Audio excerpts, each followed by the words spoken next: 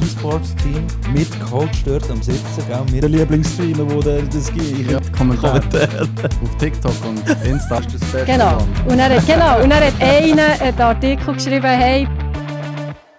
So, meine Damen und Herren, einen schnellen Start. Ich wünsche allen einen wunderschönen, guten Sonntagmorgen und ich begrüße euch wieder mal nach relativ langer Zeit zu einem neuen Podcast. Irgendwo ist jetzt Musik auf Ablo. Wieso hat jetzt so Musik auf? Ich glaube, meine Frau hört gerade Justin Bieber über meine Lautsprecher. Alles okay. Ja, schön sind wir wieder zurück und wir dürfen heute einen Gast bei uns begrüßen, der nicht viel mit Fußball am Hut hat. Das heisst, heute lassen wir das Thema FC Thun auch draussen. Wir gratulieren natürlich zum Sieg gegen FC Basel. Aber heute wird sich nicht viel um Fußball drehen. Aber heute Morgen begrüßen wir Lisa bei uns. Hallo zusammen! Auch bekannt als Liza Licious. Yes, danke vielmals, dass ich hier sein. Sehr gerne, sehr Freut gerne. mich sehr. Und ja, ich freue mich da über ganz chillig ein paar Sachen zu schnüren. Es ist wirklich gerade ein bisschen bubbleübergreifend. Yes. Aber das war ja, glaube ich, das Ziel davon gewesen. Definitiv. Ja, also vielleicht schnell zum Background, wieso ich eigentlich auf die Lisa zugegangen bin. Ich bin ja schon länger in dieser Schweizer Twitch-Szene unterwegs und es wird immer viel davon geredet, so, ja, jeder hat so ein bisschen seine Bubble und man bringt die Bubbles nicht zusammen und jeder macht sein Ding. Und ich habe gefunden, also ich habe die natürlich schon länger gesehen, auch schon, ja, wie soll ich sagen, ein paar Monate vor dem letzten Hero Fest schon, wo eigentlich mit deinem Discord-Channel und so, wo wir sicher noch irgendwie drauf eingehen, schon ein bisschen ein Thema bist du gewesen, ich sage jetzt in aller Munde. So ein bisschen, man hat gewusst, Lisa die macht etwas, die will irgendetwas vorantreiben. Und die Leute, die eben etwas machen, die sind schnell, gerade in der Szene, weiss man, so kennt man die Leute. Oder man hat den Namen erst schnell mal gehört oder ist schnell mal sicher bei ihnen im Stream gewesen. Und das war bei dir der Fall gewesen. Und hast dann wie so ein bisschen mit einem schillenden Auge ein bisschen verfolgt. Jetzt nicht, dass ich jeden Stream begangen und gehört habe, was macht sie jetzt wieder, sondern auch so ein bisschen verfolgt. Aber ja, du bist dort aufgekommen und dann habe ich gedacht, hey, komm, wir bringen doch einfach mal zwei komplett unterschiedliche Bubbles zusammen.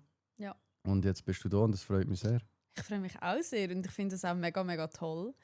Eben da auch so die gewisse Initiative, dass die Bubble ein bisschen einander kennenlernen und so. Ja, sicher, auf jeden Fall. Also es wird sicher Leute haben, die sich trotzdem mischen irgendwie in dieser Bubble. Also es gibt sicher Leute, die bei mir sind oder bei mir schon waren, jetzt bei dir sind oder ja, jetzt Leute, die bei dir sind, schliesslich sehe ich vielleicht nicht, dass sie bei mir Fußball schauen. Ich sehe das Interesse so nicht. Ja. Aber unsere Fußballjungs, die haben auch noch ein bisschen andere Interessen.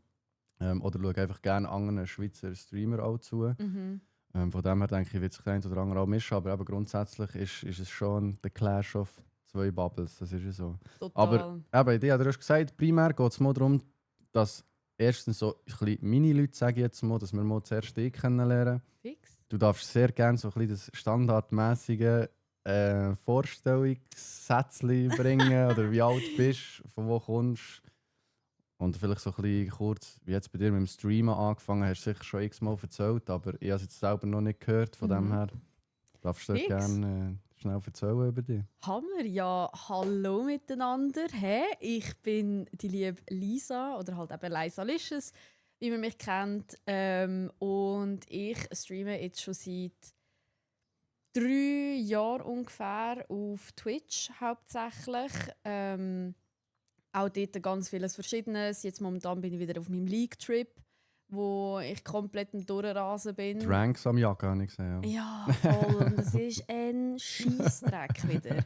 Es ist einfach scheiße wieder mal. Aber egal. Es macht gleich Spass irgendwie. Ja, der Grind macht eben auch Spass. Ja, das kenne ich auch. Aber gut, gell. Ja, und was sonst? Eben, games-technisch mache ich wirklich alles Mögliche. Auch ich mache mega gerne Sachen mit der Community ab und zu mal. Dass man da dann wirklich so ein bisschen die Bindung kann aufbauen kann, ein bisschen näher zueinander kommt und so. Und ja, zu mir, ich bin gerade noch 24, knackige 24 Jahre alt, komme aus dem Aargau. Also ich wohne dort, im Herz bin ich aus Luzern. Das muss ich einfach sagen. Ja, Einfach, wir haben dass ich meiner Autonummer wieder ein bisschen gerecht werde. Ich werde die ganze Zeit basht, weil ich jetzt eine AG-Nummer habe. Das ist so fies. Ist halt ein riesen Klischee. Ja, Aber ich habe am meisten Probleme mit Aargauer auf der Autobahn, sag ich dir ehrlich. Ja, wirklich. Ich habe am meisten Lampen mit den Berner. Aber ich Oder glaube, Zürcher. ja gut, mit dem Aargauer Nummer kannst du natürlich nicht deine eigenen Leute bashen. Das geht nicht. Ja. Aber wenn ich auf Zürich fahre, du musst halt neben diesen 2 Jahren auch Ausfahrten durchfahren. Das ist jedes Mal... Die sind dumm. Ja, eben, Das ja. sage ich. Vielleicht Die sind liegt's- wirklich dumm. Vielleicht liegt es auch an dem, ich weiß es nicht. Nicht Ja. an den Aargauer. Also manchmal hat vielleicht das Aargau nicht so ganz gescheit überlegt, was so Autobahnen und potenzielle Staumöglichkeiten angeht. Und dann machen sie die eine Ausfahrt irgendwie noch 4 Monate zu, weil sie so umbauen. Genau, ja, mal, finden wir super, oder? Finden wir doch einfach super. Aber du, Ja, ist echt nichts Schlimmes. ja, eh. Ja, Ja. neben jetzt, wo gerade eben das Alter noch gesagt hast, so, es ist Ja. schon nicht, eigentlich ist es nicht einmal nur 2 unterschiedliche Bubbles, es sind noch fast 2 unterschiedliche kleine Generationen, muss man auch Wirklich? sagen. Ja. Weißt du, wie alt ich bin? Nein, Was würdest du schätzen? ich hätte jetzt gemeint, wärst du so 27. Nein, ich bin schon 31. Was? Ja, Nein, mal. crazy. Wow. Ja, das sind wirklich 2 Generationen Ja. aufeinander clashen. Aber ich bin froh, merke ich, sehen wir es mir nicht so. Ich habe schon immer gedacht, dass man es mir auch nicht so angesehen, weil ich eher Gar nicht. jung aussehe. Ja. Auf das bin ich auch stolz inzwischen. Mit 18 jetzt mir angeschissen, dass ich nicht wie 18 ausgesehen habe. Dann habe ich Nein, eher wie wirklich. 16 ausgesehen. Und lange dann auch bis 24 immer für jeden Scheiß müssen den Ausweis zeigen. Ja. Aber jetzt, so mit 30, bin ich froh, dass man denkt, so, hey, du gehörst doch noch zu uns. Aber eigentlich eben bin ich schon. Die Jungen sagen eben bei der Angst. So Ja. ich bin wirklich bei der fetten Angst. Ja, ich bin eigentlich so. schon bei den Dads, sage ich immer. Mit Weil den Dad? ich- Ja, Ja, halt ich glaube, legit. es ist ich weiß nicht, ob es schlimmer ist oder weniger schlimm, aber ja. genau. Crazy. Und wegen dem Ja. wird es auch ein bisschen spannend, hier unsere Erfahrungen ein bisschen auszutauschen und schauen, Mega. um was geht. Mega. Bezüglich Stream-Anfang, ich habe dir noch gesagt, ja noch das Ding, du bist ja bei Players Only im Podcast gewesen, wo man gerne auch nachhören kann übrigens. Und dort hast du auch noch so ein bisschen erzählt, ist mir gerade in den Sinn gekommen, eben die Brüder hat ja viel Einfluss gehabt, noch, dass du Mhm. hast angefangen zu streamen. Ja, voll. Der streamt auch selber. Nein, es streamt im Fall niemand Aha. sonst von meiner Familie oder so. Mein Bruder ist einfach Gamer seit eh und je. Okay. Also wirklich Hardcore. Also der hat, ich weiß nicht mit welchem Alter hat er den ersten PC gehabt oder den Gaming-Laptop. Haben sich meine Eltern einen Omen-Laptop gekauft und das war die Revolution gewesen für ihn. Ja, Und, das glaube ich. Ja, ich weiß nicht. Dann ist, dann hat er zuerst meinen Freund angesteckt mit dem Gamen. Dann hat sich plötzlich mein Freund einen PC gekauft noch von Fortnite Gamen und League. Und dann irgendwann bin ich dann noch gekommen. So während Corona, Ende Corona, habe ich dann gesagt, so, hey, eigentlich würde es mich schon voll reizen, einfach mal anfangen. Und es ist nicht so, dass ich vorher nie gegamed habe. Das ist mir auch letztens gerade so ein bisschen in den Sinn gekommen, als ich den neuen Super Mario Film schauen. Mhm. Ich so, Alter, ich habe früher schon auch hure viel gegamet. Ich meine, wir haben Gameboys gehabt. Wir haben bei meinem Bruder seinem Gotti haben wir immer auf der Nintendo 64 gespielt. Wir haben eine Wii gehabt und dort ist so eigentlich so ein bisschen meine Basic Gaming Era einfach- gestartet. Einfach so ein bisschen das, was fast jeder kann, aber dass du noch Voll. N64 gespielt hast. Aber ich denke, dort ist vielleicht so ein bisschen, ich denke, viele in deinem Alter werden sicher kein N64 mehr gespielt haben. Mal. Meinst du? Ja, also die wirklich so in dieser, also wo das Interesse auch hatten, blöd gesagt, sei es Pokémon Arena oder irgendwie Super Mario 64. Es hat im Fall noch recht viele in meinem Okay. Umfeld, die etwa gleich alt sind wie ich, noch sind mit denen aufgewachsen. Das hätte ich jetzt eben eher nicht gedacht, dass es das noch geht. Weil bei mir, ich habe wirklich nur noch so, N64 habe ich wirklich nur noch so angeschnitten, Mhm. kurz in dem Sinn. Auch Super Nintendo noch ganz wenig, aber nur so irgendwie beim Ex-Freund von meiner Mutter oder so im Büro, weißt du, dann noch so eine Ja. gehabt. Aber dann ist eigentlich schon, dann meine ich mich eigentlich schon an PS2, dann war schon PS2 da gewesen, oder? Ja, voll. Die haben wir dann auch gehabt. Mit so einem Snowboard-Game. SSX. Ja, genau. Ja, das musst du haben. Das ja. war so geil. Gewesen. Und auch dort ist mir wieder so einfach die Nostalgie aufgeploppt. Ich so, oh mein Gott. Am liebsten würde ich die Games alle nochmal spielen. Ja, So jetzt so 100%. 20 Jahre später. Wenn du Zeit hättest, oder? Ja, wenn ich Zeit hätte. Wenn ich Zeit hätte. Aber man kann es ja verbinden on-stream, wenn es irgendwie geht. Wenn du es einrichten und ja, Ja, und das irgendwie in deinen Streamingplan reinpasst und deine Bring mir her. League-Ranks erreicht hast. das ist das kleinste Problem. Es ist auch mal gut, eine League-Pause machen, mal für eine Woche. Detoxen ist auch voll Ein fein. kleines Retro rein. Würde ich sogar schauen, ja. wahrscheinlich. So. Ich Ich habe schaue schon- sehr gerne den Swiss Tendo, kennst du Ja, den? voll. Er streamt ja leider nicht so viel. Ja. Aber immer um Weihnachten herum hat er so eine Phase, wo er relativ viel Zelda Ach, so cool. streamt. Und diese Streams finde ich immer so tief entspannt. Wirklich Ja. einfach ein bisschen... Auch schon die Musik, weißt, vom Game. Mhm. Einfach ein bisschen zuhören. Er muss gar nicht gross noch etwas erzählen, eigentlich, was ja schon vom Streamer erwartest. Ja, Aber weil das Spiel einfach so, gerade mit der Musik, die Nostalgiegefühl, ich kann den Stream einfach uploaden, das ist für mich so schon entspannend. voll. Das glaube ich. Und Das das finde ich voll glaube ich. okay. Von dem her, ja, vielleicht ein Retro-Stream würde ich vielleicht auch mal einschalten, bei dir, würde ich schon sehen. Du musst halt Bescheid geben. Ja, Aber eben, ich sehe meistens, wenn du etwas machst, auch Ding, dass du bei dem Super Mario im Kino bist. Ja, voll. Das war schon so wie ein kleiner Influencer-Event, oder Ja, nicht? voll. Ja, Habe ich voll. Das gesehen, wird von einer Agentur organisiert. Da wirst du angeschrieben und eingeladen. Mhm. Und ich habe wirklich auch viel blessed, dass ich 6 Tickets bekommen für dort, für diese Dings. Geil. Und habe dementsprechend wirklich mega tolle Leute dürfen mitnehmen, die selber auch in dieser Szene drin sind. Und halt denen auch so ein bisschen den Kickstart eigentlich ein bisschen geben, ja, an so Events können zu gehen.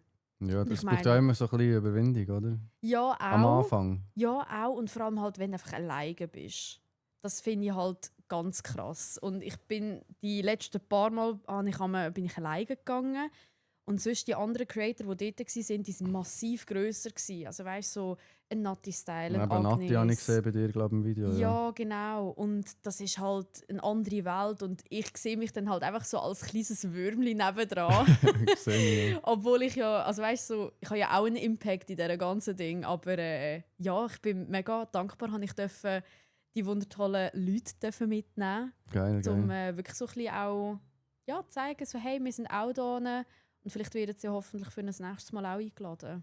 Ja, und ich finde auch immer so ein bisschen Network einfach geil. Mhm. Weil eben, wenn man sich schon jetzt einmal gesehen hat oder schon mal Hoi gesagt hat, oder jetzt bei uns, ich bin dann ab dem Hero Fashion auch Hoi sagen, einfach so, ich wusste, hey, schau, vielleicht wird es mal interessant einzuladen. Mhm. Und das ist einfach die Basis, dass man sich schon mal Hoi gesagt hat, Fix. ist völlig eine andere Ausgangslage, als wenn man einfach so random jemanden online anschreibt, hey, Mega. kommst du in den Podcast, noch nie gesehen, Wirklich? so wer bist du, weißt du? Und dann finde ich einfach so Networking-Events auch einfach so zum Heu sagen und mal 1-2 Sachen austauschen, einfach Mhm. geil, weil du hast dann eine andere Grundlage, wenn du vielleicht mal etwas zusammen willst machen oder so. Man hat sich schon mal gesehen, man hat sich schon mal Tanga, was auch immer. Voll. Und von dem her finde ich auch das geil. Aber wie war der Voll. Film gewesen eigentlich? Er ist so gut. Ist er gut?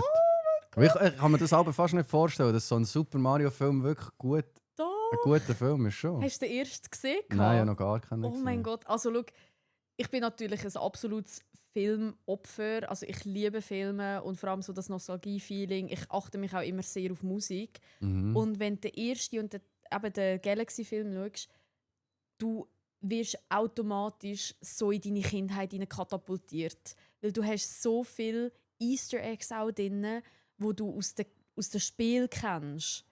Und auch die Okay. Musik übernehmen sie von dem Spiel. Und ich einfach so dort, ich so, oh mein Gott, das kann nicht sein, dass sie einfach die Musik übernehmen und wirklich so viele Easter Eggs reintun, auch spielübergreifend. Also nicht nur von Super Nicht- Mario Galaxy, zum Beispiel jetzt beim neuen Film, Okay, sondern auch von anderen Nintendo-Spielen. Okay, dann muss man vielleicht wirklich mal schauen. Also ich Also ich kann's weiß ich wirklich weiß jetzt nicht, ob ich für empfehlen. den Film, ich würde jetzt auch nicht extra ins Kino gehen, aber du sagst, es lohnt sich mal. Ja. Also der erste muss man gesehen haben, also ist es irgendwie verknüpft? Es baut schon ein bisschen drauf auf, ja Okay. voll. Also es gibt so eine Side-Story, also oder eine Side-Lore sozusagen, Mhm. wo thematisiert wird und ich glaube, man sollte schon aufbauend schauen, dass man wirklich checkt im zweiten Teil, was jetzt da gerade aufdeckt wird, wo im ersten Teil auch schon kurz angeschnitten worden Okay. ist. Ja, dann schaue ich vielleicht gleich noch rein. Weil ich habe es gesehen und ich denke so, ist nicht Super Mario Film. Ich bin immer so, also bin ich skeptisch irgendwie. Ich bin so. auch skeptisch gewesen, wirklich. Aber sonst bin ich auch recht Filmfreak. So. Schon? Ja, ich schaue gerne. Ich finde es heutzutage eben schwierig, gute Filme zu finden. Mhm. So Mega. irgendwie die bekanntlich gut sind, hat man wie schon gesehen. Ja, Und dann kommt irgendwie etwas Neues auf Netflix oder wo immer oder im Kino und dann gehst du schauen und denkst so, ja, ist schon okay so, aber es hat mich jetzt nicht vom Hocker gehauen. Ist jetzt, voll.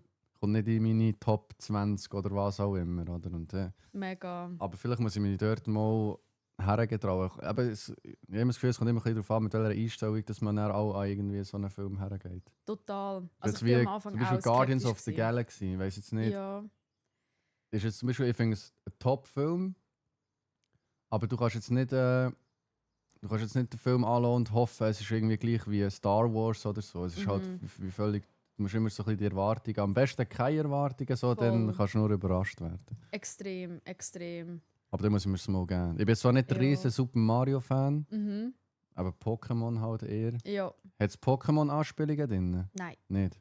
Mhm. Das ist schade. Nein, aber- nicht wirklich. Aber es kommen andere Nintendo-Spiele vor. Okay. Also, aber Ja. wahrscheinlich schaue ich mal den ersten. Fix. Und dann schauen wir dann. Fix. Wenn ich den als gut empfinde, würde ich sicher alle zwei reinkommen. Ja, ja. Den habe ich wirklich spannend gefunden. Vor allem, der erste Teil ist ja, glaube ich, im 23 rausgekommen. Ja, man müsste ja dafür, also kann ja nicht allzu lang her sein. Ja. Ja, aber ich dann auch so, ich so, nein, Mann, hure cringe irgendwie so gedacht. So, Mhm. Super Mario-Film, so wirklich hart abgestempelt, als der kann doch nicht gut sein. Und dann bin ich eben eingeladen worden für die Galaxy und nachher ich so, fuck, jetzt muss ich aber schon den ersten Teil schon auch Du hast schauen. ihn vorher gar nicht gesehen? Nein, ich habe ihn gar nicht gesehen und ich habe ihn dann 1,5 Wochen vor der Premiere habe ich ihn mit dem Kollegen daheim geschaut und nachher wir beide so auf dem Sofa vor dem Fernsehen mir so, Alter, ist der gut gewesen? Nein, das ist aber geil. Ja, Das ist aber geil. Ja, das ist ein gutes Zeichen. Nein, Voll. den muss ich ihn anschauen. Er muss sicher auch der erste Mal auch mal schauen. So. ja, fix. Hey, und Chat, im Fall, eben, wir sind ja hier in einem Live-Podcast. Wenn ihr irgendwie eine Frage habt, ich probiere immer, eben, das Wichtigste ist schon unsere Unterhaltung an sich, Ja. aber wir versuchen immer wieder so ein bisschen reinzublinzeln in den Chat. Und ich sehe gerade, es ist irgendein Pop-up gekommen auf meinem Laptop. Oh. Short Intermission. Wir haben In einem Keine Live-Podcast technische- kannst du auch technische Probleme nicht rausschneiden. Nein, Genau, also wir gehen gerne immer wieder ein bisschen auf Fragen ein, wenn es gerade so zum Thema passt. Und haut eure Inputs einfach raus, wir sehen euch. Ihr seid nicht komplett ignoriert. Manchmal schon, aber wir sehen euch trotzdem. So, weißt, du, so. So, wenn wir etwas sind gleich brennt. da. Ja. Aber ich muss sagen, Ah. Lisa sieht es fast besser. So. Wenn wir auf etwas nicht eingehen, ist sie jetzt schuld. Oh, okay. I take the blame. Einfach so jede Frage, einfach so. So, was hat er jetzt gesagt? Was hat er Nein. jetzt gesagt? Nein, Nein, aber geil. so gut. Und tschüss so, was läuft tschüss so bei dir? Eben, dein Discord. Ja. Das ist eigentlich so, sage ich mal, das ist bei mir, das ist das, was ich fast wie am meisten mitbekommen habe. So, sage ich Mhm. mal, letztes Jahr, Anfangs letztes Jahr. Voll. Ich denke, dort machst du mit einer Kollegin. die Genau. auch- Voll. Sie streamt selber auch. Das ist Nalani, also die Naxlani. Genau. Ja, okay. Sie streamt selber auch. Wir haben zusammen den Discord, ich glaube, das ist jetzt eben letztes Jahr oder fast schon 2 Jahre her. Nein, letztes Jahr muss es gewesen sein. Letztes Jahr haben wir den in die Welt gerufen, weil wir wirklich auch so waren, so hey, es kann wie nicht sein, dass es so viele Streamer hat in der Mhm. Schweiz. Ich meine, das haben wir ja gesehen an den ganzen Conventions. Da hast du einander mal kennengelernt, mal gesehen. Du hast es auf der Webseite, ist mir ja einmal wie noch aufgeführt worden. Dann bist du so, es hat mega viele Schweizer Streamer, aber man kennt sie nicht. Ja. Und mit dieser Mission sind wir eigentlich so ein bisschen hergegangen, um eben die Bubbles ein bisschen zusammenzuführen, dass sich alle, oder dass man wie einen Treffpunkt hat, wo man kann etwas organisieren kann, eben bubbleübergreifend und so. Es ist natürlich voll fein, wenn man seine Bubble hat. Mhm. Das ist komplett fein. Aber wenn jetzt irgendwie ein Event ansteht oder jemand ein Event plant, dass man das dort drinnen zentral kann schreiben kann, dass es auch alle sehen. Mhm. Auch so Wirklich so. Plattformen bieten. Halt. Genau, Das ist ja- genau. Und Grundidee. halt wirklich auch so ein bisschen das Supporten, Promoten voneinander, auch sich selber dürfen promoten. Ich meine, da sind wir auch nicht streng oder so. Man hat ja gleich noch einen Eigenwerbungschannel, wo man mit den Streamer-Rollen dann darf seine Streams promoten oder YouTube-Videos. Fix. Genau. Dann noch vom Podcast, den wir vorhin gelesen haben, hast du Mhm. gesagt, das ist kurz vor 400. Ja, Ist jetzt mehr? ich gehe schnell schauen, Ja, aber ich check schnell, glaube check im schnell. Fall, wir sind jetzt dann im Fall bei 700 Ah, schon. Members. Ja, Ja. der ist aber schnell gegangen. Es Also auch für ist- Zuschauer übrigens. Es ist ja nicht, es ist nicht ein Discord nur für Streamer, sondern Nein. ihr werdet dort auch ein bisschen up-to-date gehalten, allgemein über Schweizer Content Creator.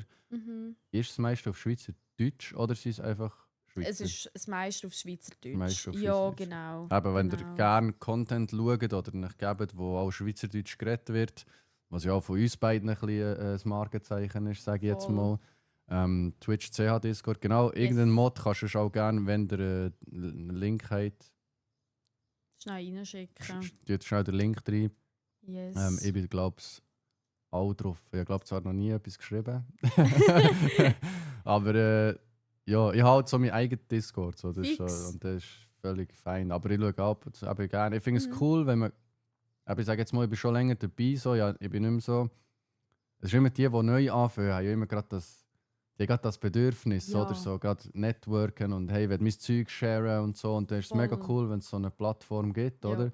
Jetzt bei mir auch einfach ein Channel Eigenwerbung, so da können sie ihr Zeug posten und die wollen schauen, können es Fix. schauen. Bei uns macht es jetzt nicht viel Sinn, es sind halt viele Fußball-Interessierte. Wenn Ja. jetzt irgendetwas anderes machst, macht es vielleicht nicht viel Sinn, das dort zu Voll. posten. Du kannst, aber es wird wahrscheinlich nicht extrem geschaut. Da ist eben vielleicht der Leisa und der Lani ihren Discord von Twitch CH. Wenn es auf Schweizerdeutsch ist, macht es dann vielleicht mehr Sinn, das dort zu posten. Aber ja, tut es nicht voll spammen, tut nicht... Nein. Ihr wisst ja alle, wie ihr Bitte euch zu nicht. benehmen habt. Oder? Das ist so, vielleicht Anfragen noch zuerst, Streamer-Rollen, Mhm. Content-Creator-Rollen, ich weiß nicht, was ihr alles habt. Hey, wir haben im Fall hauptsächlich, also der Service ist wirklich eigentlich so Fokus auf Streamer Mhm. besitzen. Twitch-Streamer oder zählt auch TikTok-Streamer? Bis jetzt Twitch-Streamer, aber wir können da easy eigentlich dann mal den Sprung auf TikTok-Streamer, YouTube-Streamer noch erweitern. Mhm. Genau, und wir haben dort wirklich hauptsächlich Twitch und die Streamer-Rolle, das ist so unsere, ich sage jetzt mal, Basic-Rolle, die bekommt man über eine Self-Roll. Das heisst, wenn man joint, dann wirst du gerade ein paar Fragen gefragt und so, wo du deine Rollen kannst auswählen kannst. Und wenn du angehst Streamer, dann bist du automatisch auch als Streamer bei uns wie deklariert und hast auch Zugriff auf die Streamer-Lounge. Das ist extra ein ganzer Bereich, wo du mit den Streamer kannst connecten, auch mit den Twitch-CH-Streamer. Das sind die, ich sage jetzt mal so auf Partnerschaft-Basis das Logo als Bildpanel bei sich in der Bio drin haben auf Twitch. Dass wir halt wirklich so ein bisschen ein Win-Win haben und sie bekommen dann auch eine Live-Nachricht, die dann automatisch geschaltet wird. Genau. Also so ein bisschen die verifizierten Voll. Streamer, sage ich jetzt Voll. mal. Wo Ja. Bei den anderen Sachen kannst du einfach theoretisch jeder, wenn jetzt die Fragen vielleicht nicht korrekt beantwortet werden, kann er es bekommen in dem Sinn. Obwohl es Genau. dann als Zuschauer macht es vielleicht gar nicht viel Sinn. Ausser man ist noch Zuschauer, das ist das, was ich im Zug gemeint habe.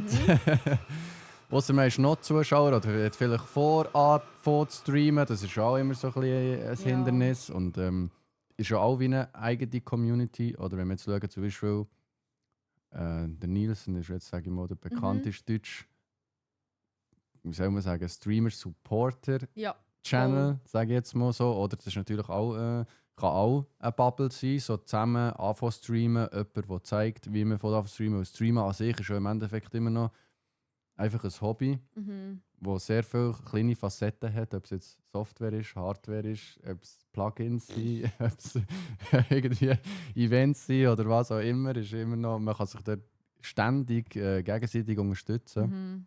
Mhm. Von dem her, auch als Zuschauer kann man sich natürlich theoretisch als Streamer melden, wenn man vielleicht im Hinterkopf hat, hey, Mega. vielleicht will ich mal anfangen und ich brauche vielleicht noch einfach den einen Tipp oder den einen Hinweis oder Mega. was auch immer. Wie könnte man überhaupt anfangen mal streamen? Von dem her. Aber eben bei Ja. euch, ihr habt so wie die verifizierten, die ihr vielleicht schon mehr genetworked habt oder schon mal etwas gemacht habt. Oder Ja, wer nein, ist der, nicht einmal. wie viel habt ihr wie Twitch-CH-Streamer? Kann ich dir gerade schnell sagen, es sind 57. Ah, doch schon so einige. Ja, voll. Ja, voll. Ja, dort schauen wir im Fall hauptsächlich, hey, dass eine gewisse Regelmäßigkeit drum ist und wir schauen halt auch den Content ein bisschen genauer anschauen. Ich sage jetzt nicht, dass wir irgendwie eine Content-Polizei sind oder so, aber wir haben halt schon, ich sage jetzt mal, Basic-Regeln, also wirklich nichts rassistisch oder hetzerisch gesunden oder so Menschenverstand. diskriminierend, voll. Oder halt wirklich, wenn jemand ausgehend nur beleidigt und so, also weißt du, da stehen wir auch nicht dahinter. Ja, aber es blöd passt gesagt. wie dann einfach nicht. Ja. Genau. Aber sonst sind wir da sehr, sehr offen, um wirklich Leute ins Boot zu holen. Und ich meine, wir haben jetzt auch eine mega coole neue also Partnerschaft oder wird supported. Der Server wird supported von Red Bull. Okay. Was natürlich den Twitch-CH-Streamer einen Vorteil bringt, wie auch alle anderen. Also wirklich, es ist wirklich ein Blessing, Mhm. was mega cool ist. Wie kann man Und sich das vorstellen? Also, wie kann man sich den Support vorstellen in dem Sinn? hey, wenn wir zum Beispiel das Event organisieren würden, sie das supporten. Okay. Oder jetzt auch für Events von innen, die anstehen, hat der Server wie die Möglichkeit, entweder Early Access zu bekommen oder zum Beispiel Twitch-CH-Streamer haben Zugriff auf VIP-Plätze zum Beispiel. Und sie haben auch die Chance, können vielleicht mal ein Testpäckchen zu bekommen von Red Bull. Okay, Genau. geil. Ah, nice. Ja, Ja. das ist vernünftiger Support. Ja, weißt, Mega. ich kenne es jetzt auch schon ein bisschen, man kennt immer so Partnerschaften. Mhm. Gut, hätte jetzt bei Red Bull nicht erwartet, dass es so eine Alibi-Partnerschaft ist, aber eben, es gibt dann so Alibi-Partnerschaften, wo es wie, ja, ich bin von dort, oder das Schlimmste, was ich gehört habe, ich weiß nicht mehr genau, was das war, aber so die Leute Partnerschaften gehabt und dann haben sie einfach vergünstigt können bestellen Mhm. auf dieser Seite und heisst dafür müssen zeigen irgendwie im Stream oder in einem Video. Also Aber sie haben das gleich ist- wie gezahlt dafür und wie eigentlich nichts dafür bekommen. Das oder? ist Aber crazy das klingt eigentlich. nach geilem Support auf jeden Fall. Ja, mega. Es ist wirklich auch... Gerade Red Bull Werbung geschaltet bekommen. Siehst du? Äh. Red Bull ist um. Ja, Red Bull ist um. Gut, Red Bull ist schon wirklich in der Szene. Gut, jetzt weiss ich nicht. Machst relativ viel auch mit dem Sandro. Ja. Und ist er auch in den Twitch-CH-Streamer oder er hat ja auch ein Red Bull-Päckchen bekommen. Mhm. Ist das über deinen Server? Das kann Oder sein, hat er dass es über direkt- den Server war oder halt über die Connections, die wir dort schon dürfen machen. Okay. Das Weil kann eben, er gut hat ja, aber wir haben ja da noch einen anderen Stream gehabt mit einem anderen Brand. aber eben, Red Bull ist auch Red Bull ist halt geil. Red Bull ist ja eigentlich so ein bisschen das, was jeder ein bisschen will, am Voll. liebsten. Weil Voll. wir halt alle, sagen wir mal, alle ist vielleicht ein bisschen übertrieben, aber 90% von uns, wenn mal ein Streaming oder ein Gaming oben ein bisschen länger gegangen ist, dann haben wir aufs Red Bull zurückgegriffen und wir haben es halt alle irgendwie doch gern. Also ich gerne, wenn ich jetzt für mich darf reden, ich weiß nicht, wie es bei dir aussieht. Ey, wirklich ist Number One. Aber es ist Go-to-Fall. einfach das Go-To-Getränk für am Abend eine Runde länger zu spielen oder zu streamen oder was auch Ja. immer. Von dem her geile Partnerschaft. Ja, es ist wirklich... Und Very, seit wann, very ist, blessed. seit wann habt ihr das jetzt bei euch? Im Fall offiziell announced ist es im Fall, glaube ich, seit letzter Woche. Ah, gerade so frisch? Ja, Ah, geil. Ja, in dem Oder Fall seit kann man ja 2 noch fast Wochen. gratulieren. schön, merci. Nein, wir Ja, sind denke da ich jetzt wirklich schon sehr länger. stolz drauf. Da, weil früher, ich weiß nicht, wie du das so empfunden hast, du bist da schon ein bisschen länger im Streaming-Game. Aber nur schon, als ich angefangen habe, ist wie so, Red Bull ist so, ganz böse gesagt, not accessible gewesen. So, du hast immer so, boah, weißt du, wie cool Red Bull und so. Mhm. Ich meine, eben, die sind in den Gaming-Dings sind sie auch voll mit drin. Ich Mhm. meine, das ist wirklich auch Top 1, würde ich jetzt mal sagen. Ja, auch mit dem Event. Eben, sie haben ja, am Hero Fest haben sie doch den Gaming-Event auch gehabt mit den Influencern. Gamerations, Genau, Gamerations ist auch Red Bull. Und Ja. dann mit den Deutschen machen sie ja immer die Events und so. Da sind sie Voll. schon recht dabei. Ja. Voll. Ja, und du hast schon recht. Du hast schon das Gefühl gehabt, so, aber es ist wie unerreichbar oder das erreiche ich oder mit denen, die kommen eh nicht auf mich zu oder das Mhm. wird eh schwierig. Aber ich muss auch sagen, ich bin dort immer sehr, ich bin nie so, weißt du, nie angefragt oder so. Das mache ich auch nicht. Ich mache das mega ungern, weißt du. Ja, Ich habe auch nie Firmen angeschrieben, so, hey, könnte man mal oder hey, wollen wir zusammen arbeiten. Das einzige Mal, wo ich jemanden angeschrieben habe, das war Rocket Games, dann zumal. mhm. Aber nicht unbedingt für eine Partnerschaft, sondern ja, weil ich ja sehr viel von diesen SCUF-Controller hatte, und ja viel Call of Duty gamet mit Mhm. Paddles und so. Dann habe ich eben gesehen, hey, es gibt einen Hersteller in der Schweiz und das war vor 5 Jahren gewesen, und dann war er noch nicht so gross gewesen wie jetzt. Boah. Und dann habe ich ihn mal gefragt, ob ich einen haben dürfte zum Testen. So. Ja. Es ist eigentlich nur um das gegangen. Ah, crazy. Und dann hat er aber gesagt, ja, komm doch mal vorbei und so, direkt. Und dann bin ich vorbeigegangen. Und dann hat sich dort so wie eine kleine Partnerschaft ergeben. Voll geil. Aber es ist dann weniger so eine... Ich bin ja jetzt auch nicht explodiert von den Follow, ich bin nicht ein riesen Influencer geworden oder was auch immer, dann wäre es vielleicht für ihn als Business-Ding interessanter geworden. Aber es ist jetzt eher so fast ein bisschen freundschaftlich geworden, weil ich halt früher bei ihm dann zumal, wo er wirklich noch jeden Controller einzu die Taste montiert hat in der Werkstatt, Wow. war. Und jetzt bin ich eher so ein bisschen befreundet mit ihm, mit dem Chef einfach. Und wenn ich irgendwie etwas brauche, könnte ich ihn schon anfragen. Aber es ist nicht so ein Business-Case daraus geworden, halt, weil es für ihn auch nicht, ist schon nicht... Ich meine, er hat Leute wie Haptic, Elotrix und solche inzwischen, die er hat. Der ist so ein kleiner Schweizer nicht so extrem interessant, vor allem, der noch FIFA spielt, wo man die Tasten gar nicht braucht, hinten drauf. Ja. Und das ist halt das. Aber eben, außer das habe ich nie jemanden angeschrieben. Wie ist denn mit Red Bull zustande gekommen? Ey, einfach so, ich glaube im Fall, da ist wirklich so ein bisschen, ein Wandel, glaube ich, auch ein bisschen passiert, weil ich habe auch nie irgendwie mich gemolden oder so, whatever. Ja, und auf einmal ist dann mal Red Bull Switzerland bei mir im Stream gsi und hat so ein bisschen geschrieben und so «Hallo, dies, das und so». Und natürlich gerade Freude des Todes, alle im Chat so «Wow, Red Bull ist da!» Und dann nachher haben sie gefragt, ob ich mal Lust hätte, ein Testpäckchen mal zu bekommen. Ich habe meine Adresse geschickt und jetzt haben sie mich bei ihnen im Register. Geil. Und ich glaube, da hat sich eben recht ein Wandel entwickelt, dass sie jetzt auch wirklich auf die Streamer zugehen und also ja, also auch in der Red Schweizer Bull Switzerland Szene. sich auch mehr wirklich auch der Schweizer Streamer Ja, voll. widmet in dem Sinn. Voll. Okay, cool. Ja, und hat wirklich auch so ein bisschen, ich sage jetzt mal, also Chancen oder halt eben ja, den Namen ein bisschen more accessible macht. Und auch so wirklich den Streamer, das gibt einem richtigen Push, nochmal richtig einen durchzugeben. Ja, fix.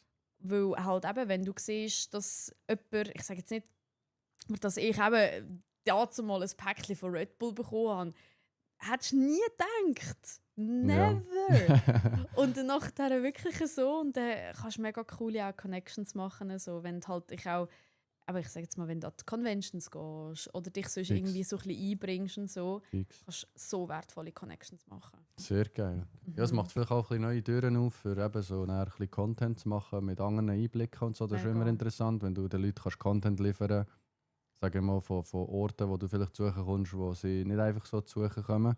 Oder wo sie eben vielleicht auch noch davon träumen, wie du vor ein paar Jahren, dass man mal dorthin kommt. Mega. Das ist sehr, sehr, das finde ich cool. Aber ich bin jetzt wirklich, mit Red Bull habe ich noch nie etwas zu tun gehabt. Wir sind natürlich offen, aber nein, das Red ist... Bull? Ich weiß auch nicht. Aber bei mir ist halt immer das Ding so, ich überlege auch so, wie gut passt es zum Fußball. Ich will eigentlich grundsätzlich von meinem Content her, will ich ein bisschen in dieser Fußballnische bleiben. Red Bull hat jetzt eigentlich auch wie nichts mit Fußball zu tun, weißt? Es wäre jetzt aufs Gaming bezogen, okay, würde man sagen mal, macht sicher Sinn. Ja. Aber wenn man es dann so ein bisschen auf den Bereich Fußball eingrenzt, dann hat eigentlich dort Red Bull nicht viel mit dem zu tun. Oder? Checken, ja. Und das voll. ist immer so ein bisschen mein Hintergrundgedanke. Checken. Aber wie gesagt, auch vor 5 Jahren ist für mich Red Bull, so eine Red Bull-Partnerschaft wäre schon geil. So, weißt, so ist immer, das ist immer gesagt, oder? Das ist immer gesagt. Aber bist jetzt du als Liza auch Official Red Bull Partner? Nein. Nicht? Nein. Einfach, dass euer Server ist in dem Sinn Supported by Red Bull. supported by Red Genau, Bull. Okay, genau. geil. Ja, voll. Und jetzt habt ihr schon etwas geplant? Ist jetzt mit dieser Partnerschaft schon etwas in der Pipeline? Hey, ja. Ja, ich freue mich mega. Und zwar, es ist zwar noch ein bisschen weiter weg, aber gleich die Vorfreude ist mega da. Und zwar dürfen wir, werden wir für die Schweizerland supported von Red Bull.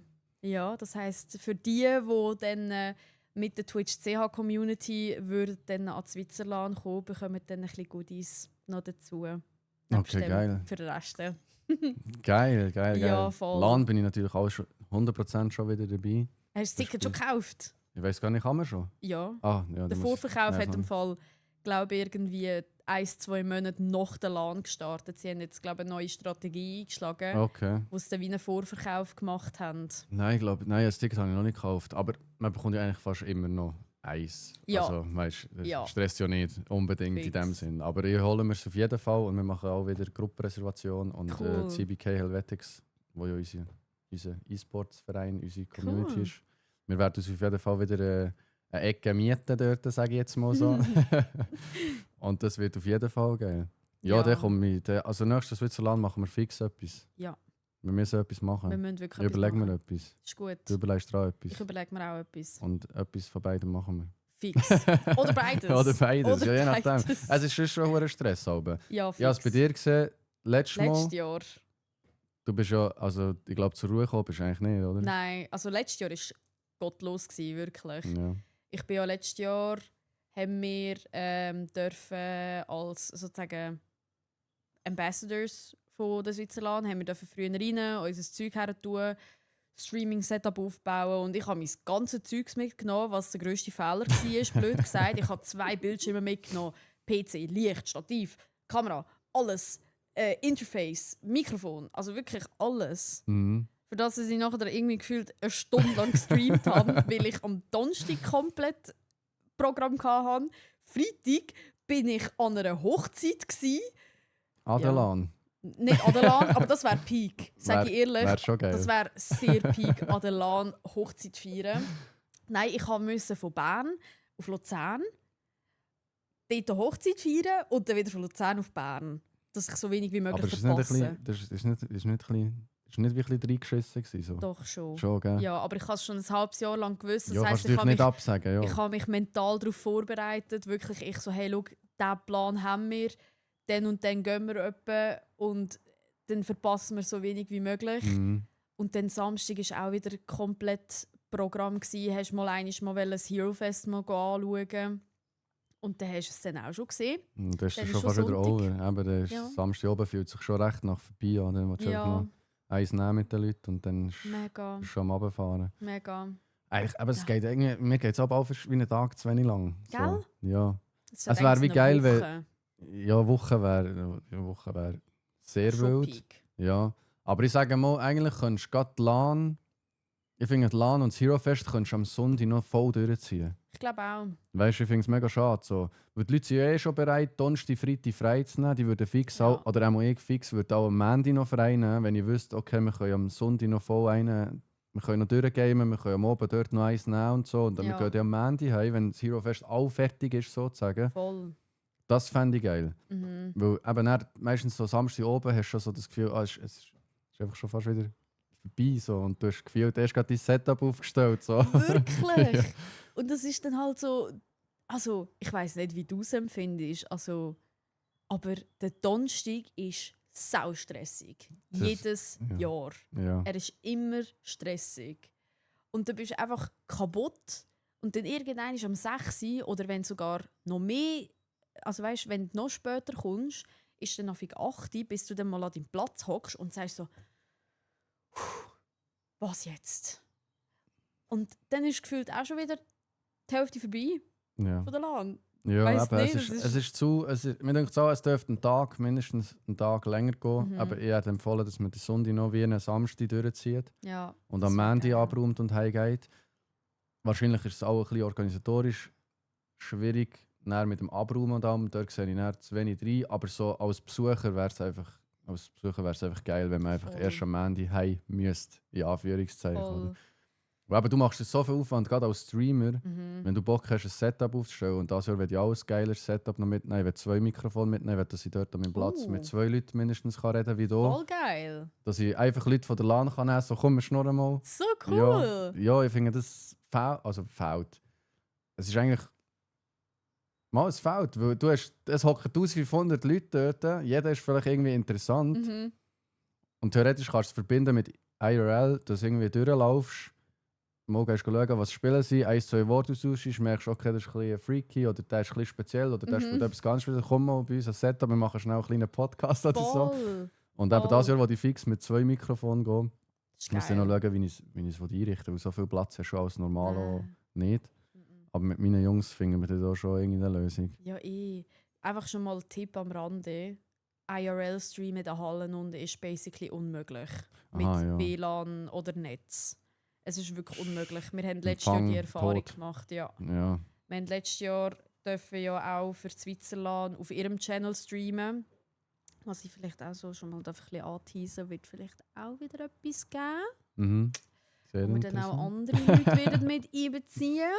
Okay. Aber Habt ihr habt nicht von dieser Couch aus, neben der Bar, habt ihr dort auch gestreamt? ja, dort haben wir auch gestreamt. Oder habe ich die echt sogar mal dort gesehen? Streamen? Das kann gut Wahrscheinlich sein. schon, ja. Das kann gut sein, ja. Aber das finde ich eben eigentlich noch geil. So Ja. auf der Couch hocken und ein bisschen Voll. quatschen. Und So Panel-Talk-mässig. ja.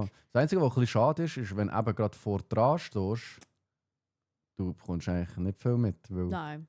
es ist ja relativ laut Ja. und der Sound wird aufgenommen für einen Stream, Ja. aber du bekommst eigentlich nichts mit. So, wenn es Nein. schon so wie ausgestellt ist, sage ich jetzt mal Mhm. so, dann wäre es halt auch cool, wenn es irgendwie 1, 2 Lautsprecher hat, dass wenigstens würdest du mitbekommen, was sie gerade auf der Couch am Voll. Diskutieren sind. Ist vielleicht noch so eine... Voll. Das ist mir jetzt gerade so in Erinnerung gekommen. Aber ja, voll. Das ist Ja, geil. oder halt eben wie der Stream ein bisschen mehr promoten. Ich meine, die Lani, Jen und ich haben das letztes Jahr dürfen machen. Wir haben, der Stream ist eben leider nicht so viel promotet worden. Mhm. Und ich glaube, wenn man dort den Stream noch mehr würde auf den Würfel, der ja abhängt mit den Bildschirmen, wenn man das dort noch ein bisschen mehr würde promoten, würde da sicher noch ein bisschen mehr daraus rauskommen. Und IRL, das ist hure gut gelaufen, wo wir durch die Halle durch haben dürfen, mit ihrem riesen Setup. Also, Am es ist Hero Fest insane. oben? Nein, an der Switzerland selber. Ah, Da sind wir auch so ein okay. bisschen in den Gang rumgelaufen, haben mit ein paar Leuten geredet, haben im Chat gesagt, so, ja, schreibt mal Platznummern rein von euch, wir kommen vorbei und so. Geil. Das war mega lustig. Das habe ich nicht mitbekommen. Ja, das ist... Gut, aber ich bin auch ein bisschen... Ich bin irgendwie auch... Aber ja, jetzt nicht extrem Programm gehabt, aber du bist gleich...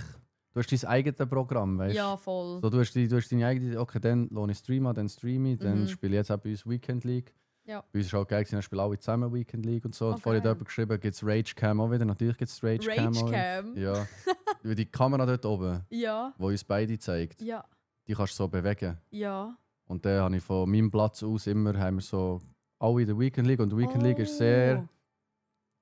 Das Rage-Potenzial ist hoch, weißt Okay, I see, I Weil see. jeder will unbedingt gewinnen, jedes Spiel. Und dann haben wir immer so beobachtet, wer könnte jetzt näher dran sein. Und dieses Jahr, also respektive letztes Jahr, haben wir nur jemanden wirklich gut verwünscht beim Ragen. Aber dieses Jahr wird es sicher einen Rage-Cam-Beauftragten geben, der das besser im Auge wird halten. So geil. Der Schuhblasen-Clip. Der Schuhblasen-Clip, genau. ja, der Was? Den muss ich einfach nachschauen. Ja, der ist sehenswert. Ja, der ist Okay. sehenswert. Sehr gut. Nein, voll lustig. Ah, geil, aber das habe ich nicht mitbekommen. Aber das sind mit einem Setup von der LAN selber, das sie bereitgestellt haben. Die haben wahrscheinlich ihr eigenes Netzwerk gehabt, das sie können brauchen können. Was du ja als Normalo nicht kannst, in dem Sinn. Außer du machst etwas freaky, nimmst einen Router mit und ich weiß ja, nicht, ob das funktioniert. Aber keine Ahnung. Aber ja, wie es lange ist seid ihr alles da über- rumgelaufen? Also hey, ich glaube im Fall etwa 2 Stunden, 3 Stunden. 2, 3 Stunden. Ja. Zuerst haben wir gestartet eben dort bei den Sofas.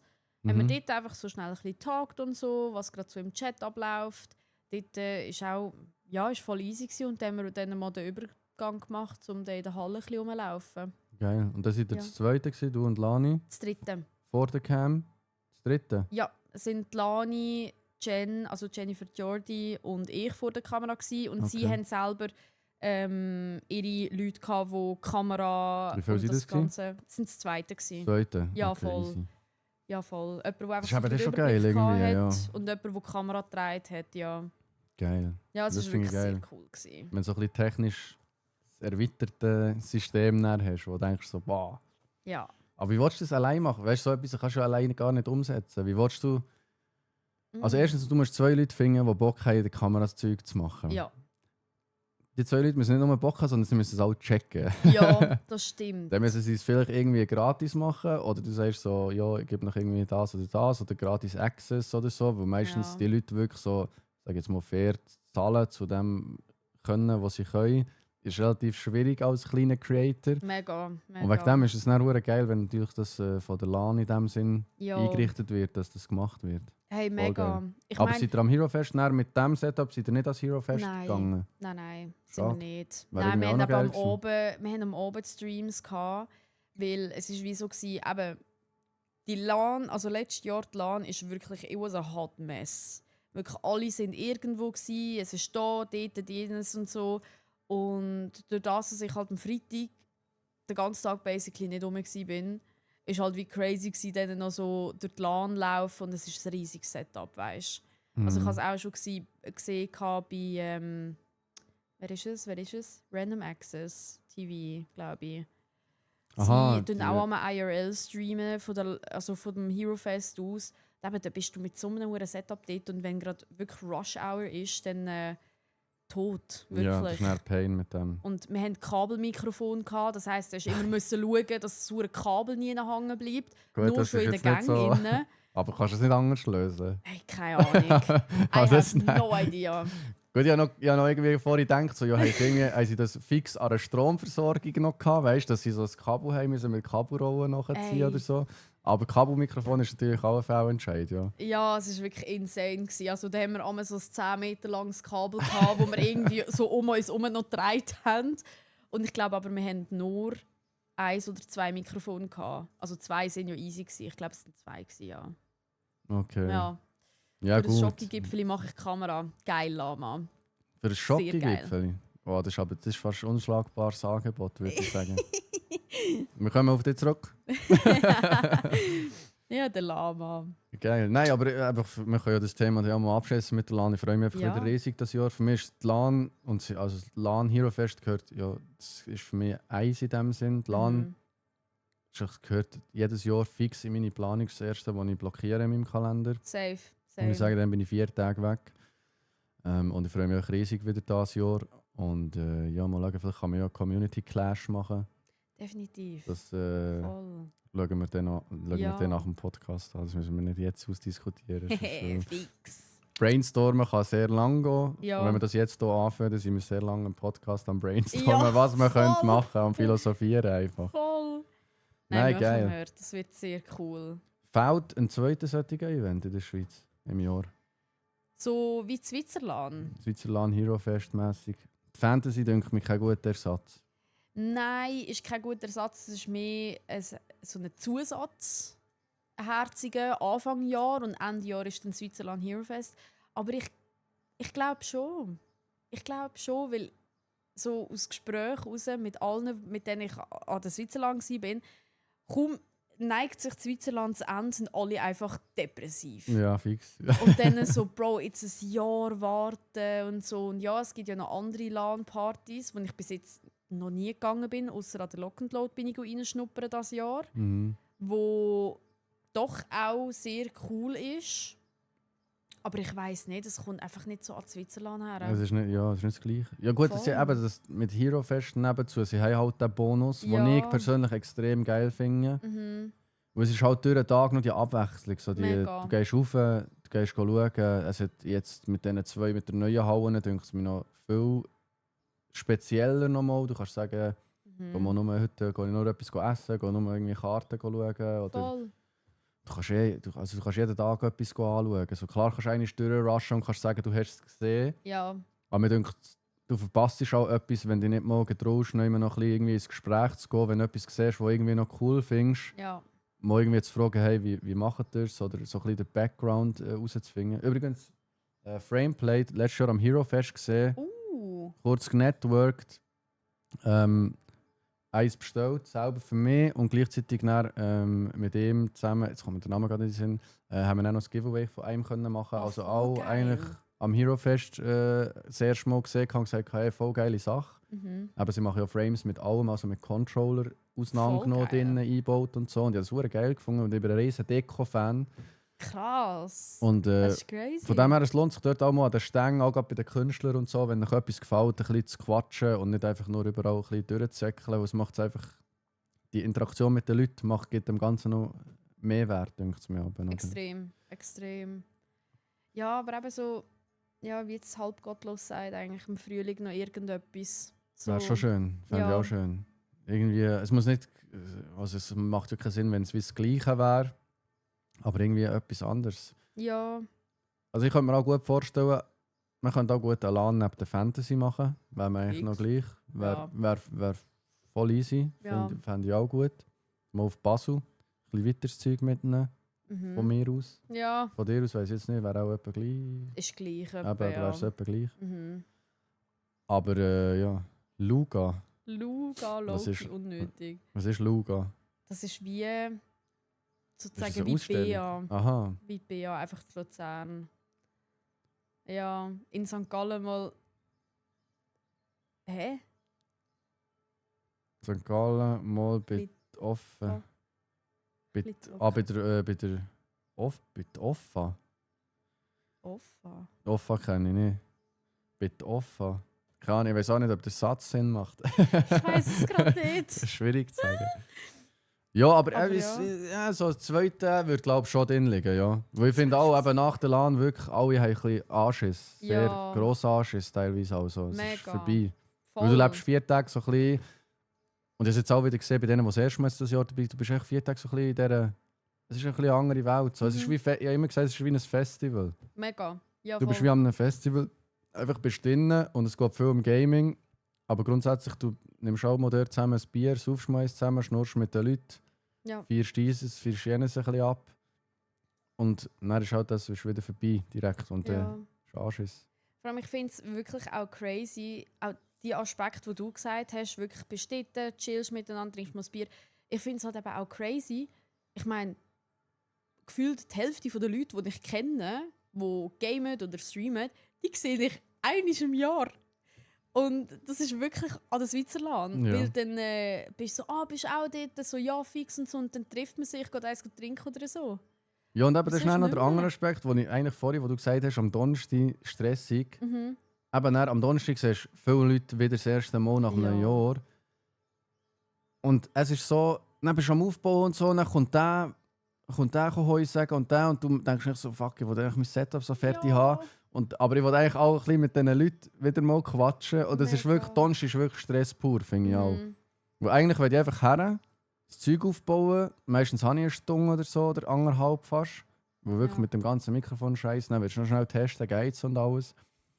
Und dann musst du eigentlich so Zeit haben, mal mit allen Leuten zu reden, die du schon ewig nicht mehr gesehen hast. Mega. Und wenn du jetzt noch mit einer Community gehst, dann siehst du noch, dann gehst du sowieso mit 10 Leuten an den gleichen Fleck, wo du schon ewig nicht siehst oder nur aus dem Chat kennst. Und Ja. es ist so viel zu reden. Und es ist einfach nicht, macht so zack und es ist einfach Samstag oben und du denkst so, fuck, morgen muss ich Voll. wieder heim. Voll. Es ist wirklich einfach zu wenig lang, Leute. Es ist zu wenig lang. Ja, Facts. Bitte macht es ein bisschen länger. Ja, Oder mach ein es ein bisschen zweites Event, wirklich. Ja, eins von beiden muss. Ja, Wir voll. zwingen es einfach. Ja, fix. Wir Wir legen gehen einfach nicht heim. Präsentation nächstes- ein. Wir gehen einfach nicht heim. Wir bleiben hocken. Wir bleiben einfach hocken. Leute, es geht bis am Montag. Ja. So, sie können sich abräumen. Ich weiß nicht, ob ihr das schon wisst, aber es geht bis am Ende. Wir sagen jetzt einfach den Orga so, Leute, haben es nicht mitbekommen, es geht bis am Montag. Sie so, was labert ihr? Gehen raus. So, nein, wirklich, trust me. Trust, es geht bis am Montag. Roy sieht mich allein das erste Mal. Eben, der Pedro Oh. sehe ich das erste Mal. Eben, es gibt viele Leute, die ich vom Chat... Ich habe die Leute noch nie gesehen, weißt, aber man liest sich so viel oder sie hören mich viel reden und ich lese so viel. Und dann siehst du es halt das erste Mal. Und was ich übrigens sehr geil finde und bis jetzt auch nur positive Erfahrungen gemacht habe. Mit Leuten, die ich aus dem Chat kennengelernt habe. Mhm. Wie geht es dir dort? Gut eigentlich auch. Also, Noch nie schlechte Erfahrungen gemacht mit Leuten, die du nur aus dem Chat kennst? per se nicht, nicht schlechte Erfahrungen. Eher so ein bisschen, ich sage jetzt mal, ich habe viel gelernt, um ein bisschen Grenzen zu setzen. In Mhm. diesem Sinn. Also wir hatten auch schon die Situation gehabt, wo plötzlich Leute aus dem Chat gemeint haben, sie können permanent bei uns sein oder so, oder halt um uns herumstehen. Und ich meine, wir sind ja dort eigentlich mit einer ganzen Gruppe so ein bisschen, Also näher an der Streaming-Gruppe. LAN meinst du? Genau. Ah, okay, ja. Ja, aber sonst eigentlich, wenn man sich so IRL trifft, mal per Zufall, dann ist es voll easy. Aber so an einer LAN ist halt schon für mich so eine Lehre gewesen, dass ich Ja, ein du bisschen musst- von Grenzen ja. setze. So, hey, das ist wie so ein bisschen unser Safe Space hier, wenn wir am Platz sind. Kein Problem, wenn du mal irgendwie willst, schnurren oder irgendetwas, aber nicht permanent bei uns stehen. Das ist dann einfach so komisch. Es ist sehr komisch, weil alle hocken so und machen so ein bisschen ihren Scheiß und dann sind einfach so Personen in diesem Gang am Stehen und dann bist du so, ja, also, was ist eure Vision? Ja, da musst du eben da musst du wirklich aufpassen, was du auch sagst, so, im Vorher. So. Mega. Weißt du, wenn den Leuten sagst, hey, ja, kommt vorbei und so. Nicht zu viel versprechen. Auch, Mega, weißt, ja. wirklich, also auch die Leute, die schon streamen und so, wenn nehmt Rücksicht auf eure eigene Bubble. ruhige Zone, nicht einmal Bubble. Aber Bubble gehören ja wie die Leute auch dazu. Ja, aber voll. so auf euch selber, so, dass ihr wirklich könnt chillen könnt und nicht, Ja. dass ihr den Leuten sagt, hey, komm vorbei und wir chillen dann 4 Tage zusammen. Wahrscheinlich nicht, so, weil jeder muss auch noch sein Zeug machen, jeder will mal eine Pause und Ja. vielleicht einfach mal Ruhe oder vielleicht einfach mal für sich gamen oder so. Von dem her, die dort aber nicht zu viel versprechen. Sagen wir können mal eins nehmen zusammen oder was auch immer, etwas, das zeitlich begrenzt ist. So in dem Stil. Ja, voll, ja, voll. Jetzt bin ich auch sehr gespannt, wie das dann wird für das Jahr, wenn wir mit der Twitch-CH-Community dann gehen. Wirklich, wie sich da so ein bisschen die Ratio verhaltet, Mhm. sozusagen. Was denkst du, wie viele Leute werden da sein? Etwa so? Also bis jetzt, laut Umfragen, sind wir jetzt schon bei etwa 20 Okay. Leute. Also wieder eine grosse Gruppe. Ja. Ja, und wir probieren da eigentlich noch ein paar mehr Leute zu überzeugen, weil eben in Switzerland haben wir auch so ein bisschen gemerkt, viele gamen oder schauen Streams, aber kennen Switzerland nicht.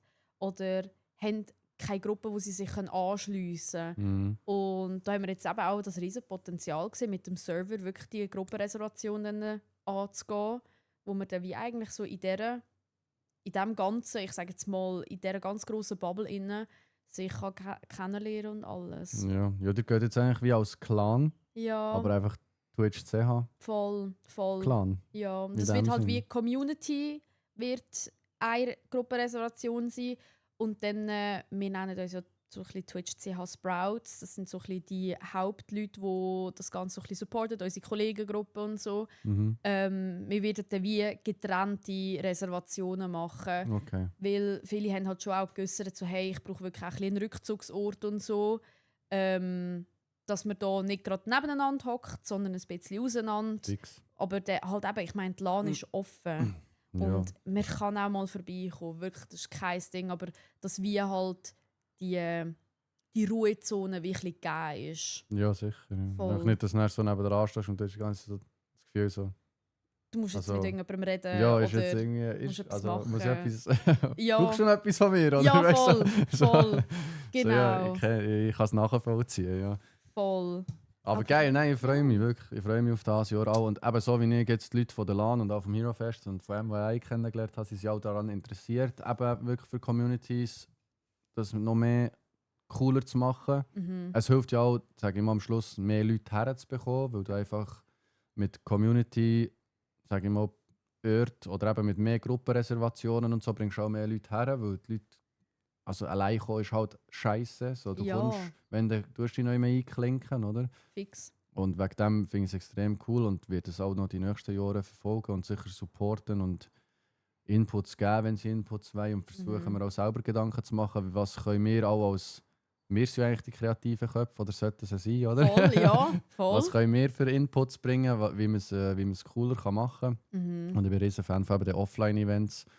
Wo eben, das findet halt schon bei uns alles online statt.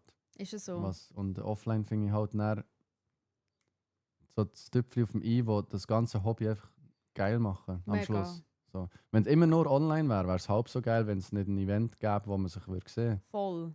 Voll. Finde ich auch. Total. Ja, ich bin richtig, richtig gespannt. Und hoffe jetzt wirklich, dass wir dieses Jahr mit unseren Inputs eben mit Creator mit einbinden, aktiv mit einbinden, so wie wir es letztes Jahr haben dürfen, wo wir so ein bisschen den Startschuss gemacht haben, dass wir jetzt auch ja, wirklich die ganze Switzerland so ein bisschen spreaden können. Und Neu, auch eine neue Switzerland-Ära auftun, fast ja, sozusagen. so ein bisschen. Halt eben Creator mit einbeziehen. Ich meine, letztendlich ist es ein Win-Win für beide. Mhm. Du als Creator bekommst Reichweite von der Switzerland und Switzerland bekommt oder profitiert von deiner Reichweite und von deiner Community, Ja, wo du kannst motivieren, denen mitzunehmen. ja, fix. Ja. Und Also eben, und ja. eigentlich, ich muss eigentlich sagen, eben als, wenn ihr jetzt wirklich Leute in der Community habt und ans LAN geht, es ist eigentlich nicht schwierig. Also die Leute müssen einmal mitkommen Mhm. und dann es ist wie ein Lauffeuer. Ja, Weil wirklich. die meisten werden angefressen sein und die werden dann allen anderen sagen, kommt alle, weil es sind einfach geile 4 Tage. Und Mega. dort, also da mache ich sehr gerne weiterhin viel gratis Werbung, weil es ist mir Mhm. scheißegal, ich finde es einfach einer der geilsten Events vom Ist Jahr, so. ja, definitiv. For real, for real. Ja, sehr, sehr geil. Und tschüss so mit, was läuft tschüss so? Außer eben jetzt mit Red Bull zusammen, ist jetzt das, jetzt habe ich es jetzt nicht richtig im Kopf, jetzt ist das mit der LAN mit Red Bull. Genau. Genau, das Ja. habe ich jetzt so aufgefasst. Und tschüss so bei Ja. dir im Stream, was ist tschüss außer League Grind, was hast du noch? Was ich noch so geplant Ja. habe, ich will eigentlich irgendwann mal unbedingt noch die 2000 Follower noch celebraten. Das ist jetzt ein bisschen untergegangen. Die hast du geknackt. Ja, Geil. die habe ich knackt. GGs. Danke. Die werde ich eigentlich mal noch celebraten Also mit einem kleinen Event oder wie? Ja, also eine kleine entweder... Geburtstagsparty on Stream. Ja, voll. Happy 2000. Ja, also ich könnte es eigentlich wirklich gerade mit meinem Geburtstag dann verbinden, weil Wann den habe hast ich am 3. Juni. Ja. Also ist dann wirklich auch schon bald. Und ja, bei den 1000 habe ich einen 24-Stunden-Stream gemacht. Absoluter Horror irgendwie. Aber ich war so froh, Shoutout an Kilian, dass er mit mir die 24 Stunden durchgezogen hat, komplett freiwillig. Das wäre ich übergefallen. Aber ja, entweder das oder ein Sabathon, whatever. Überlege ich mir noch etwas mit ganz lustigen Belohnungen oder Bestrafungen. Whatever. Etwas in die Richtung. Ja. Ich habe gehört, jetzt ein 48er. Wow. Nein, also Leute, Boah. ein 24-Stunden-Stream, macht es mal. Es ist Auch wenn ihr keine Follower habt, nichts, geht mal live und seid 24 Stunden live. Ihr geht kaputt, ich sage euch es wirklich. ist wirklich insane. Das ist so anstrengend. Raffaelito will auch noch 24er machen, der muss auch noch. Aber das Es ist... ist mega anstrengend. Und ich finde es auch nicht so... Also es ist so eine geile Challenge, aber es ist eigentlich völliger Nonsens. Total. Es ist völlig Total. Es gibt Zeiten, wo du eigentlich wie null Zuschauer hast, wo einfach niemand mehr Bock hat, irgendwie am Ja, 4:30 am Morgen dir irgendwie bei irgendetwas zuzuschauen und du bist selber Extrem. tot. Aber es ist einfach so, es ist geil, wenn man sagt, ich habe es schon mal gemacht. Ja, so, voll. einfach, dass man es sagt. Ich habe es schon mal Ja. gemacht, zum Glück, kann ich sagen. Und jeder Streamer muss eigentlich mal einen gemacht haben, dass er weiß, wie hart das er ist. ja. Aber es ist wirklich... es ist eigentlich völlig ein Nonsens. Aber jeder Streamer muss es gemacht haben, dass er kann sagen, er hat es gemacht und weiß, wie hart das es ist. Eben. Ja, Damals wirklich. der Roy mit dem 24-Stream war wild. Ja, mein 24er war geil und wild und hart. Guten Morgen, Fishpick. Ey, ich werde einfach nochmal alle im Chat begrüßen, weil wir gehen im Podcast immer sehr wenig auf den Chat ein. Weil es soll sich ja um einen Podcast drehen und man soll es auch im Nachhinein gut schauen können. Und wenn man Chat-Nachrichten nicht sieht, macht es aber nicht viel Sinn. Aber ich begrüße natürlich nochmal alle, die den Weg gefunden haben heute hier in den Podcast rein. Auch von meiner Seite noch gutes Morgen. Hallo zusammen. Ja, jetzt habe ich aber den Ja. Faden verloren. Ja, wir waren beim 24 gewesen, Ja, oder halt bei den 24. Events. Ja, Oder bei das- deinen Sachen. Eben, du hast ja, gesagt, eben der 2K Party-Stream. ja, und sonst wirklich auch wieder so ein bisschen auf Nostalgie reingehen. Eben seitdem ich den Mario-Film gesehen habe, habe ich entdeckt, dass es ja auf der Nintendo Switch kannst wie so über ein Game oder so musst Nintendo Online haben. Dann kannst du alle alten Games spielen. Er muss sehr viel. Also du meinst über ihren Online-Dienst? Ja, voll. Ja, sehr, Sehr viel. Sehr viel, ja. Und dort ist natürlich Yoshi's Story bei mir top. Und Super Mario 64 und so. Okay. Und da hätte ich schon Bock, mal so eine Retro-Woche machen. Ja, also Wo ich würde so Sachen würde ich mache. sehr fühlen. Ja. Retro. Ich muss mir auch unbedingt überlegen, im neuen Setup, wie ich es schlau machen kann, dass ich einfach zwischendurch Retro kann gamen mit Gästen. Das ist so. Weißt du, cool. Das ist jetzt so wie eben mit dem Sendo, mit dem Milo. Ja, voll. Ist jetzt nicht so, eben, wir waren auch ein bisschen eingeschränkt gewesen, wir haben es mehr ein bisschen notfallmässig, weil wir einfach die alte Xbox hatten und dachten, okay, Xbox, komm, wir machen irgendwie auch nicht sehr viel Spiel, es war ein bisschen mehr spontan gewesen. Aber ich würde es sehr gerne einfach Super Nintendo und dann wirklich flexibel können sagen, hey, was haben wir Bock, was wollen wir eine Runde gamen? Fix. Und dann einladen am Sonntag Podcast, am Morgen bis um 12 Uhr machen wir ein bisschen Podcast und ab der 12 Uhr spielen wir irgendwie Zelda zusammen. Und Ja. einer gamet und der andere schnurrt ein bisschen. Weißt du, so ein bisschen wirklich flexibel, chillig, so chilliger Sonntag-Livestream. So wie gefühlt so, es gibt mir wirklich so ein bisschen Nostalgie-Vibes, so wie früher, gehst du zum Kollegen oder zu der Kollegin, jemand ist so ein bisschen am Gamen, schnorrst miteinander, dort hast du zwar vielleicht noch keinen Kaffee getrunken, Ja, aber nimmst einen Kaffee. ja, Ja. Wirklich, das ist so chillig. das ist der Dream. Wirklich, sag nichts. Und dann auch Platz für 4 Leute. Dann hockst du zusammen, es soll 4 Mikrofone haben, es soll geil sein zum Zuschauen, es soll geil sein für vor Ort zu sein und einfach zu chillen. Das ist die Idee am Schluss. Aber eben bei dir, jetzt, hast du nicht, außer jetzt Gaming, hast du keine andere Livestream-Idee? Also IRL. Machst du IRL Nein, so weit Nicht- nicht. Aber nicht ich würde mega gerne Würdest IRL gern? machen. Ja, ich Und würde ich bin sehr jemand, der sagt, ich gerne. würde gar nicht IRL Wirklich? machen. Nein. Gar nicht? Nein. Okay. Ich bin Fällt's einfach dir nicht der Typ so? Ist dafür. nicht- Nein. Ich laufe nicht Okay. gerne draussen mit der Kamera rum. Ja, fair. Sehe ich. Und ich bin auch nicht so einer, der jetzt draussen... Ich sehe mich nicht so rumlaufen und einen Chat lesen draussen. So, Mhm. wegen dem sehe ich mich dort nicht.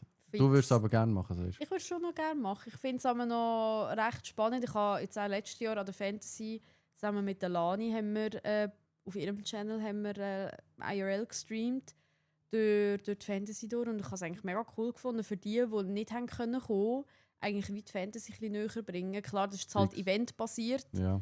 aber auch sonst, ich meine, wenn du irgendwo unterwegs bist oder so, ist noch lustig. Es gibt auch immer lustige Interaktionen mit den Leuten. Ja, fix. Ja, Aber eben, das würdest du in dem Fall auch machen. würdest du ich auch. würde es sicher auch machen, ja. Und Einfach sonst so mehr noch Setup mit Gästen und so Sachen? Oder bist du dort, aber ich sage jetzt mal, jetzt so wie hier in diesem Stil. Mhm.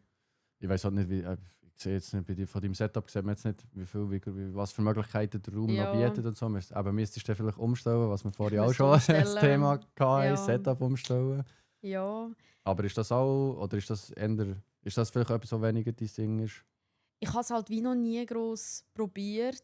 Mhm. Oder halt, ich sage jetzt mal, ich habe mal einen Stream gehabt, wo ich mit einem guten Kollegen gemacht habe, wo hure gut angekommen ist, wo wir wie heisst es schon wieder? Song Competition gespielt haben mit der Community und da sind wir natürlich extrem abgegangen und so. Mhm. Aber ich würde es mir schon eigentlich vorstellen, das mal ein bisschen auszutesten. Zum Beispiel eben jemanden einladen, um irgendwie Mario Kart zu spielen, wo jetzt vielleicht nicht gerade per se in der Gaming-Bubble drin ist. Mhm. Weil ich meine, ich kenne so viele Leute, die zum Beispiel Fitness-Content machen oder sonst Lifestyle-Content. Und ich meine, Mario Kart hat, glaube ich, so ziemlich jeder mal gespielt oder irgendein anderes so Party-Game. Irgendein Racing-Game hat sicher Ja. jeder gespielt. Deswegen sage ich es schon mal lustig. Oder Aber wäre fänd's jetzt mal nicht, cool. wär Wäre jetzt nicht so das geplant. Hauptding, nein. Ja, okay. Aber mal so ab und zu, ich glaube, da ja, bleibe ich so ein bisschen beim klassischen Gameplay. Gaming-Stream. Ja, voll. Was würdet ihr, Chat, was würdet ihr gerne sehen bei der Lisa auf dem Kanal? Ja. Was, Oder wo seht ihr sie? Reactions. Reactions? Das fange ich jetzt ein bisschen an. Habe ich eben auch nie gemacht. Das finde ich aber noch ganz spannend. Und ich finde es aber auch spannend, wie du musst aufpassen, was du sagst. Also jetzt eben, letztes Mal habe ich mit dem Sandro Reactions gemacht, auf so ein Pop the Balloon. Ja, das habe ich Hast du es gesehen. gesehen? Was, wo habe ich das gesehen? Ich habe einen Clip gepostet, Ich weiß es nicht, was wo ich mich mega aufgeregt habe über einen Typ, wie der sich verhält. Und da kann ich mich nicht zurückheben. Aber ich könnte Wirklich. das auch nicht schauen. Ich könnte vor allem... Es cringet Nein, einem so in den Boden, ja, ich kann es nicht. aber ich schaue es wirklich nur, weil es mich so in den Boden cringet und ich einfach mal sage so, Bro, was zum... hat dir einfach ins Hirn geschissen, wirklich. Ja, aber sonst... Reactions beim Football würde schon auch krass kommen, sage ich. Ja, nein. Nein, ich kann es nicht. Ich kann Reactions, nein. Ich Mal- würde ausfällig, ich würde auch zu wenig gut aufpassen, was ich sage. Nein, es gibt wirklich Leute, auch bei so YouTube-Videos, nein, ich kann mir es nicht geben. Ich verstehe es, wirklich. Aber was ich mega gerne jetzt zum Beispiel durch Reacten sind so... Es ist wie so ein Panel-Talk eigentlich und du hast irgendwie so 6 Personen vorne und du musst die eine Person finden, wo jetzt zum Beispiel, keine Ahnung, der Ja. League Challenger ist zum Beispiel. Wie heisst da der Grossdeutsch, der das immer macht? Der Autofill. Schaue ich an viel, wo das macht und sonst... Also eben, sie müssen herausfinden, welcher jetzt zum Beispiel, Genau. keine Ahnung, Lokführer ist. Finden den Ja, Lokführer voll. oder weiss Ja, ich nicht. voll. Und dann können sie so Fragen stellen und so Zeug. Fix, Okay. fix. Und es gibt aber einen, der macht das auch so ein bisschen im Gaming-Bereich. Und ich finde, ich schaue das eben selber auch mega gern. Und du bist ja auch instant so ein bisschen selber am Mitröteln. Wer könnte es sein von den Dings her, Mhm. von den Antworten. Jetzt kommt mir etwas in den Sinn, das ich auch gerne geschaut habe, wo ich auch könnte wahrscheinlich reacten. Ja. Es gibt Was? dort einen deutschen Kanal, die machen Synchronsprecher-Sachen. Wo immer Oh, die ja. dort stehen. Wie heisst der Channel? Hat eigentlich noch einen gängigen Namen. Oh, Ich weiß ja. nicht, vielleicht Naim Sky war dran, genau. Aber die Mhm. mit Synchronsprecher machen, wie heisst der Kanal? Und dort finde ich es so, ich bin ein riesen Fan von Synchronsprechern, weil die Mhm. haben mich eigentlich im Nachhinein, eben wenn du das hörst, dann die haben dich so geprägt, obwohl du es Ja. eigentlich gar nicht weißt. Mhm. Und dann steht dort irgendeine als Mikrofon, redet rein und da ist irgendwie die Stimme von, weiss nicht, von Hermine oder Ja. weiss doch nicht. Und du denkst so, boah, krass, Crazy! weißt so krass. Und dann studierst du so, wo habe ich die Stimme noch gehört, weil sie ja meistens in verschiedensten Sachen drin sind. Mhm. Und das wäre jetzt etwas, was ich vielleicht noch sehen will, weil dort wäre ich auch so, dort würde ich teilweise auch so emotional, so, Ja. boah, eine geile Stimme. Oder die Stimme, die ist doch auch noch dort gewesen, weißt du. Mhm. Das ist vielleicht noch etwas. Ja, ich meine, eben die Stimmen haben dich eigentlich seit klein auf geprägt, Ja, begleitet. ja. Durch alle Sachen, durch alle Situationen, wo du dann einfach den Fernseher angeschaltet hast. Und sei es Pokémon, wo gelaufen ist, Sailor Moon oder was auch immer. Oder irgendein Typisch Film. Andy. Typisch Andy. Oh mein Gott. Ja, und eben, sie haben ja dann auch so Genres, wo sie so, eben jetzt laden sie irgendwie nur 90er-Serien Synchronsprecher Ja. oder nur Fantasy und so. Mhm. Und eben teilweise die viele Stimmen gemacht haben, dann sprechen sie etwas und dann kommt etwas ganz anderes, sie sehen eben so nichts mit Fantasy zu tun. Also der hat doch das auch noch und so. Und das ist krass. Ich weiss, welchen Kanal du meinst, aber keinen Plan vom Namen. Sie haben so einen speziellen, ist schon gleich. Aber das wäre geil. Das würde ich vielleicht noch reacten. Aber es wird nicht so in das. Aber ich bin halt voll auf dem Fußball-Content. Es würde wie nicht in meine Schiene passen. Weißt du, was ich meine? Ja, aber meinst du nicht, das Wie wäre treu mal muss so man dieser eine... Schiene bleiben? Ah, ich finde nicht Nicht? wirklich krass, nein. Ich finde nicht. Also vor allem halt, klar, wenn du halt wirklich so eine Linie ziehst, sozusagen, okay. Oder halt einfach nur, ich sage jetzt mal, deine Interessen halt nicht wirklich gross abweichen. Aber wenn du mal einfach eine entspannte Abwechslung willst, ich meine, easy. Ja, das schon. Easy. Und ich meine, du siehst ja dann auch auf dem Chat, ob es ankommt oder nicht. Aber at the end, es ist immer noch dein Stream und es muss wie dir gefallen. Das ist immer noch so die Message, die ich jedem so ein bisschen weitergebe. So, Ja, es muss fix. dir gefallen. Und wenn du keinen Bock hast, etwas zu streamen, dann... Das Ding ist bei mir, als wir auch mit Maela kurz diskutiert haben, bei mir ist halt im Hinterkopf immer so ein bisschen, wer will ich sein gegen raus. Ja, Das ist halt bei mir so im Hinterkopf, oder? voll. Und ich will halt so der mit den Fußballsachen sein, in dem Sinn. Voll. Oder? Und dann passt das halt voll nicht. Ja. Es passt voll nicht in das Ding, das ich eigentlich gegen raus sein will. Oder so. Von dem her überlege ich mir immer, oder sagen wir öfters mal, da mache ich jetzt keinen Content draus, weil es ist dann nicht das, was ich gegen raus will sein. So wie du auch eine Kooperation nicht würdest annehmen, die völlig nicht zu dir passt. Irgendetwas Randoms, oder? Weil es halt nicht, Total. es passt dann wie nicht zu dir. Total. Und ich glaube, das ist eher das, was sich jetzt bei mir so ein bisschen wie blockiert. Und ja, halt, gut, eben, bei mir ist vielleicht noch der Punkt, eben, ich bin jetzt gleich schon ein bisschen älter, wie wir festgestellt haben. Und es ist auch nicht mehr so, dass ich unbedingt alles machen will, was irgendwie Ja. vielleicht noch gut ankommt oder so. Das ist dann noch der andere Punkt. Das ist klar, ja. Und von dem her, aber mach du das doch. Hey, Was willst du gegen raus sein eigentlich? Hast du dir dort schon mal Gedanken darüber gemacht? Hey, im Fall so wirklich spezifisch nicht. Okay. Ich habe halt wirklich mit dem Streamen angefangen, weil ich schnurre gern, ich game gern und ja, habe wirklich einfach mal reingestartet. Aber so spezifisch nicht per se. Aber im wenn man Fall. jetzt die beschreibt, was sagen die Leute, wenn jetzt jemand will sagen, ja, weißt du, Leisa, was sagen sie? Boah, Also weißt gute Frage. oder die Frage ist, interessiert es kann sein, dass sie gar nicht interessiert. Weißt du, interessiert sie wie nicht? Aber nicht, man sagt ja immer so, mir interessiert es nicht, was die anderen Leute sagen. Ist auch, Ja. Dieser Meinung bin ich auch so. Aber es ist ja, du willst schon wie gleich, die Leute, die dich feiern, Mhm. die sollen ja, weißt du, wenn sie dann über dich erzählen, ja, weißt du, Leisa, die nichts Negatives in dem Sinn so. Total, ja, Und voll. die streamt, ist ja mega zu wenig. Ja, das ist so ein bisschen... Aua. So, ja, Aber streamen viel. ja, ich wüsste im Fall ehrlich gesagt gar nicht. Ich glaube, Was würde wirklich der Chat sagen? Wenn ihr jetzt die Zuschauer, sagen jetzt mal von Leisa, was würde ihr sagen? Wenn ihr die Leisa Drama. müsstet beschreiben, die ein bisschen Ass in League ist. Also nichts Negatives. Ja, nein, also würde mich im Fall wirklich mal interessieren, Chat. Für die, die da So, sind. Wenn ihr jetzt So, Leisa wie müsstet wird ich beschreiben. assoziiert? Ja. So, als welche Person? Also ich wüsste, ja, ich glaube, ich habe mal wirklich lang wollen, so in die League-Bubble rein und dort so ein bisschen Fuß fassen, was ich halt immer noch mache, weil einfach das Spiel, das spiele ich absolut am meisten. Mhm. Aber ich bin wirklich nicht besonders gut. For real. Ich bin nicht gut in League. So. Es ist halt ich kann's mehr nicht urteilen, unterhaltsam. Ja. Ich sage jetzt mal, weil ich spiele halt, wenn ich mit einem Kollegen spiele, wir spielen eine absolut verbotene Combo eigentlich, wo Okay. in der oder in den höheren Elos niemals würde spielen. Never. Ja. Ich glaube, das können sie nicht beschreiben. Oh, die zwei Sandro. Vögel. Liebe Grüße, Sandro.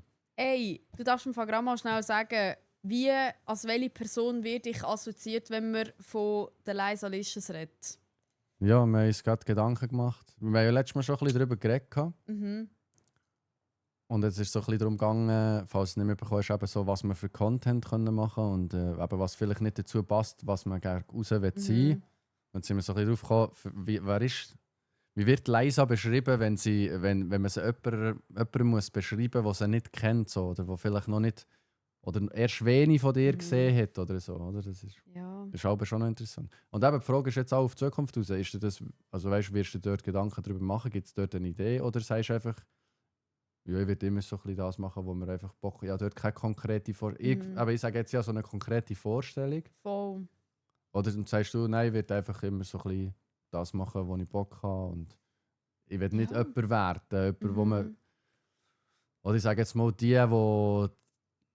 Twitch-Schweiz-Szene wieder aufgebracht hat. Oder die Switzerland revolutioniert hat. Oder weißt du, dort ist für dich nicht, du hast dort nicht wie ein Ziel in dem Sinn. Nein, per se so nicht. Also, eben, ich habe wirklich so aus Fun gestartet. Und ich sehe halt, eben, jetzt, ich glaube sicher, der Twitch CH-Server ist ein grosser Part, wofür mein Name halt auch recht. Aber ja, ich sage jetzt, wenn ich etwas hätte müssen sagen, hätte ich gesagt, ja, sie, die probiert, die Schweizer Twitch-Szene zu fördern, weißt sie. So würde ich die jetzt wie mäßig probieren zu beschreiben. So. Voll. Das wäre jetzt auch gerade das Einzige, wo mir in den Sinn kommt, weil das halt auch so vom Feedback her aber wirklich das ist, wo viele sagen, so, hey, ich kenne dich von dort oder von dem Video, wo du den Twitch-CH-Server promotet hast und so. Ja, aber so aber streaming-technisch eigentlich, glaube ich, nichts Spezielles. Da bin ich, glaube ich, recht Mainstream unterwegs oder halt so ein bisschen so, ja, was gerade Lust und Laune ist. Ja. Gerade sprachlos, dass es noch Menschen gibt im Jahr 2026, die Lizzie noch nicht kennen. Jö, Lama. Jö. Ich bin gleich noch ein kleiner Fisch da. Ja. Oder vielleicht meine ich das einmal nur. Das weiss ich auch bei mir auch nicht. Das ist so, ich weiß nicht, ich finde das irgendwie leicht beängstigend, wenn man so wirklich darüber nachdenkt, so, du bist ja eigentlich nicht, oder hast halt wie, du hast einen Impact, aber so, wie groß ist der Impact? So, wo ist du hast das sichtbare Feedback, das du bekommst von deiner Community und alles.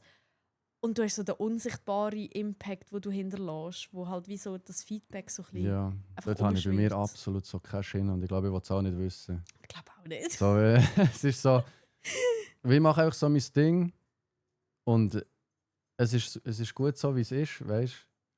Und ich will es glaube auch nicht, ich weiß auch nicht. Ich habe das Gefühl, ich habe keinen Grauzone-Impact. So, ich bekomme einfach das Feedback, das ich bekomme. Ja. Das ist jetzt nicht mega viel, weißt du, es sind nicht unter jedem Video 1000 Kommentare, so. Es sind vielleicht so 5, 6, so hey, lustiges Video. Und das ist das, was ich für mich spüre und so der Rest, denke ich, der existiert gar nicht. Und Ja. wegen dem denke ich auch so, ich halte mich für niemanden. Mhm. So, weißt, ich mache einfach meinen Podcast, ich mache meine Streams, mache ein bisschen meine TikToks und so und wir machen ein bisschen Fußball, habe jetzt ein paar Leute gefunden. Für mich habe ich jetzt so eine Community von 20 Leuten, die regelmäßig auf dem Discord sind, wo man sich trifft, in Sprachchats, die öfters im Stream sind. Und das ist so für mich das, wo ich bin. Voll.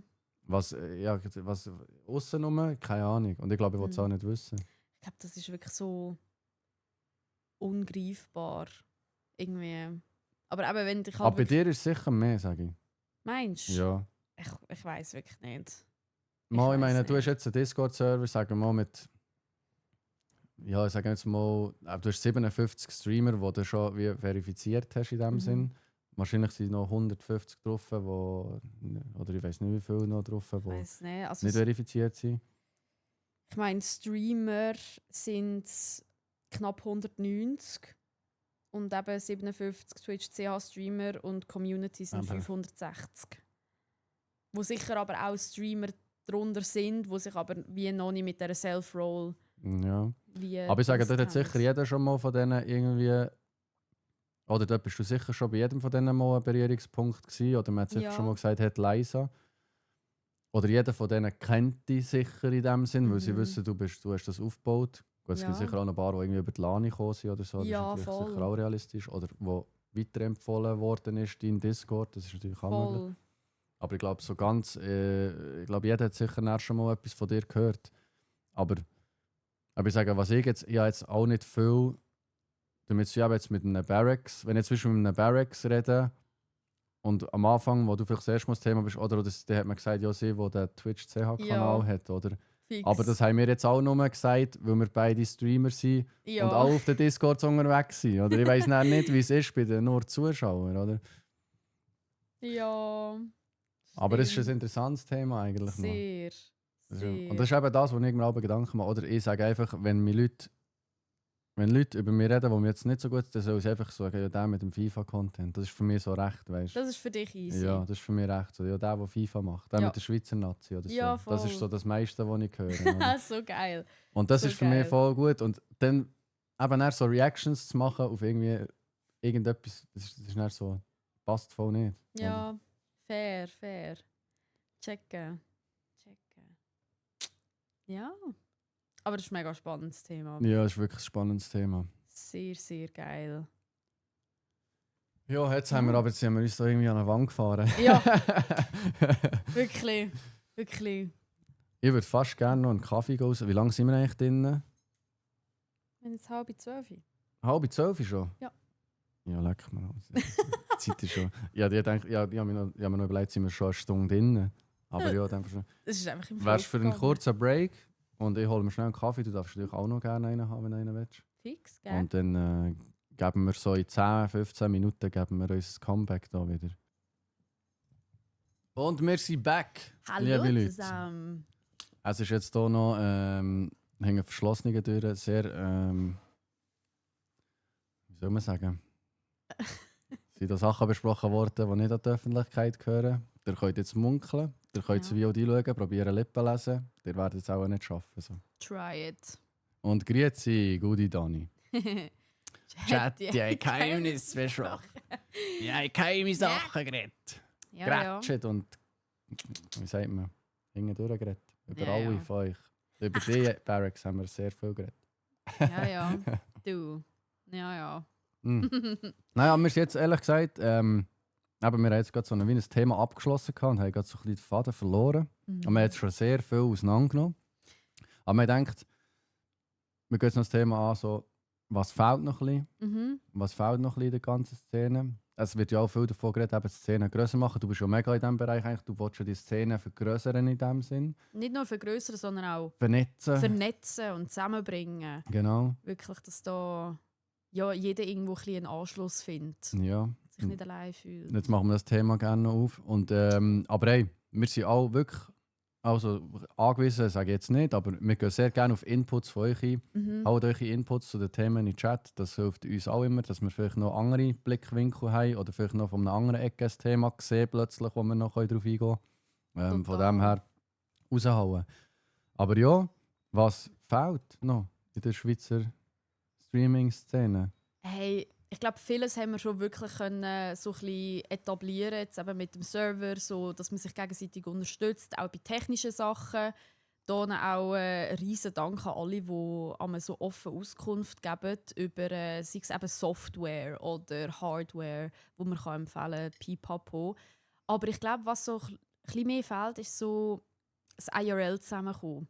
Jetzt eben, wie du vorher auch schon gesagt hast, so das Zusammenkommen, das Offline-Events und so, dass das wie so ein Töpfchen auf dem i noch ist, wie jetzt eben so ein Schweizer LAN. Und ich glaube, das fehlt mehr, nicht in diesem Ausmaß zum Beispiel, was natürlich eben seitens Schweizer LAN und das ganze Feeling absolut Hammer wäre. Aber einfach, sagen wir jetzt mal, So im Kleinen wie jetzt. ja, zum Beispiel. So zusammenhocken. Oder Zwar, einfach ich glaube, das machen recht viel schon. Einfach wirklich so ein bisschen in ihren Bubbles. Aber ich finde jetzt auch zum Beispiel, gutes Beispiel gerade. 3 Creator sind gerade letztens miteinander wandern und haben auch einen Community-Aufruf gemacht, gesagt so, hey Leute, dann und dann gehen wir dort wandern. Ich glaube, in Bruck waren es. Und ja, jeder, der sich anschliessen will, schnell in die DMs sliden, pipapo. Und das hat sich jetzt ein bisschen durchgesetzt, dass der Mominho, er tut das hauptsächlich so ein bisschen organisieren. Shoutout, by the way, ist wirklich eine ultra geile Idee, dass er regelmäßig an so Picknick oder an eine Brötchenstelle gehen oder ein bisschen wandern, dass man halt wirklich ein bisschen rauskommt, sich einander kennenlernt. Es ist so, ja, du bist einfach dort. Das ist eine gute Idee. Vor allem Ich bist du finde es mega cool. Das ist eben auch gut. Wir müssen manchmal ein bisschen raus. Ja. Gezwungen werden, rauszugehen. Es ist richtig. Ich bin wir voll müssen nicht der manchmal- Wanderer. Gell? Voll, Wirklich nicht? nein, ich bin richtig der Anti-Wanderer.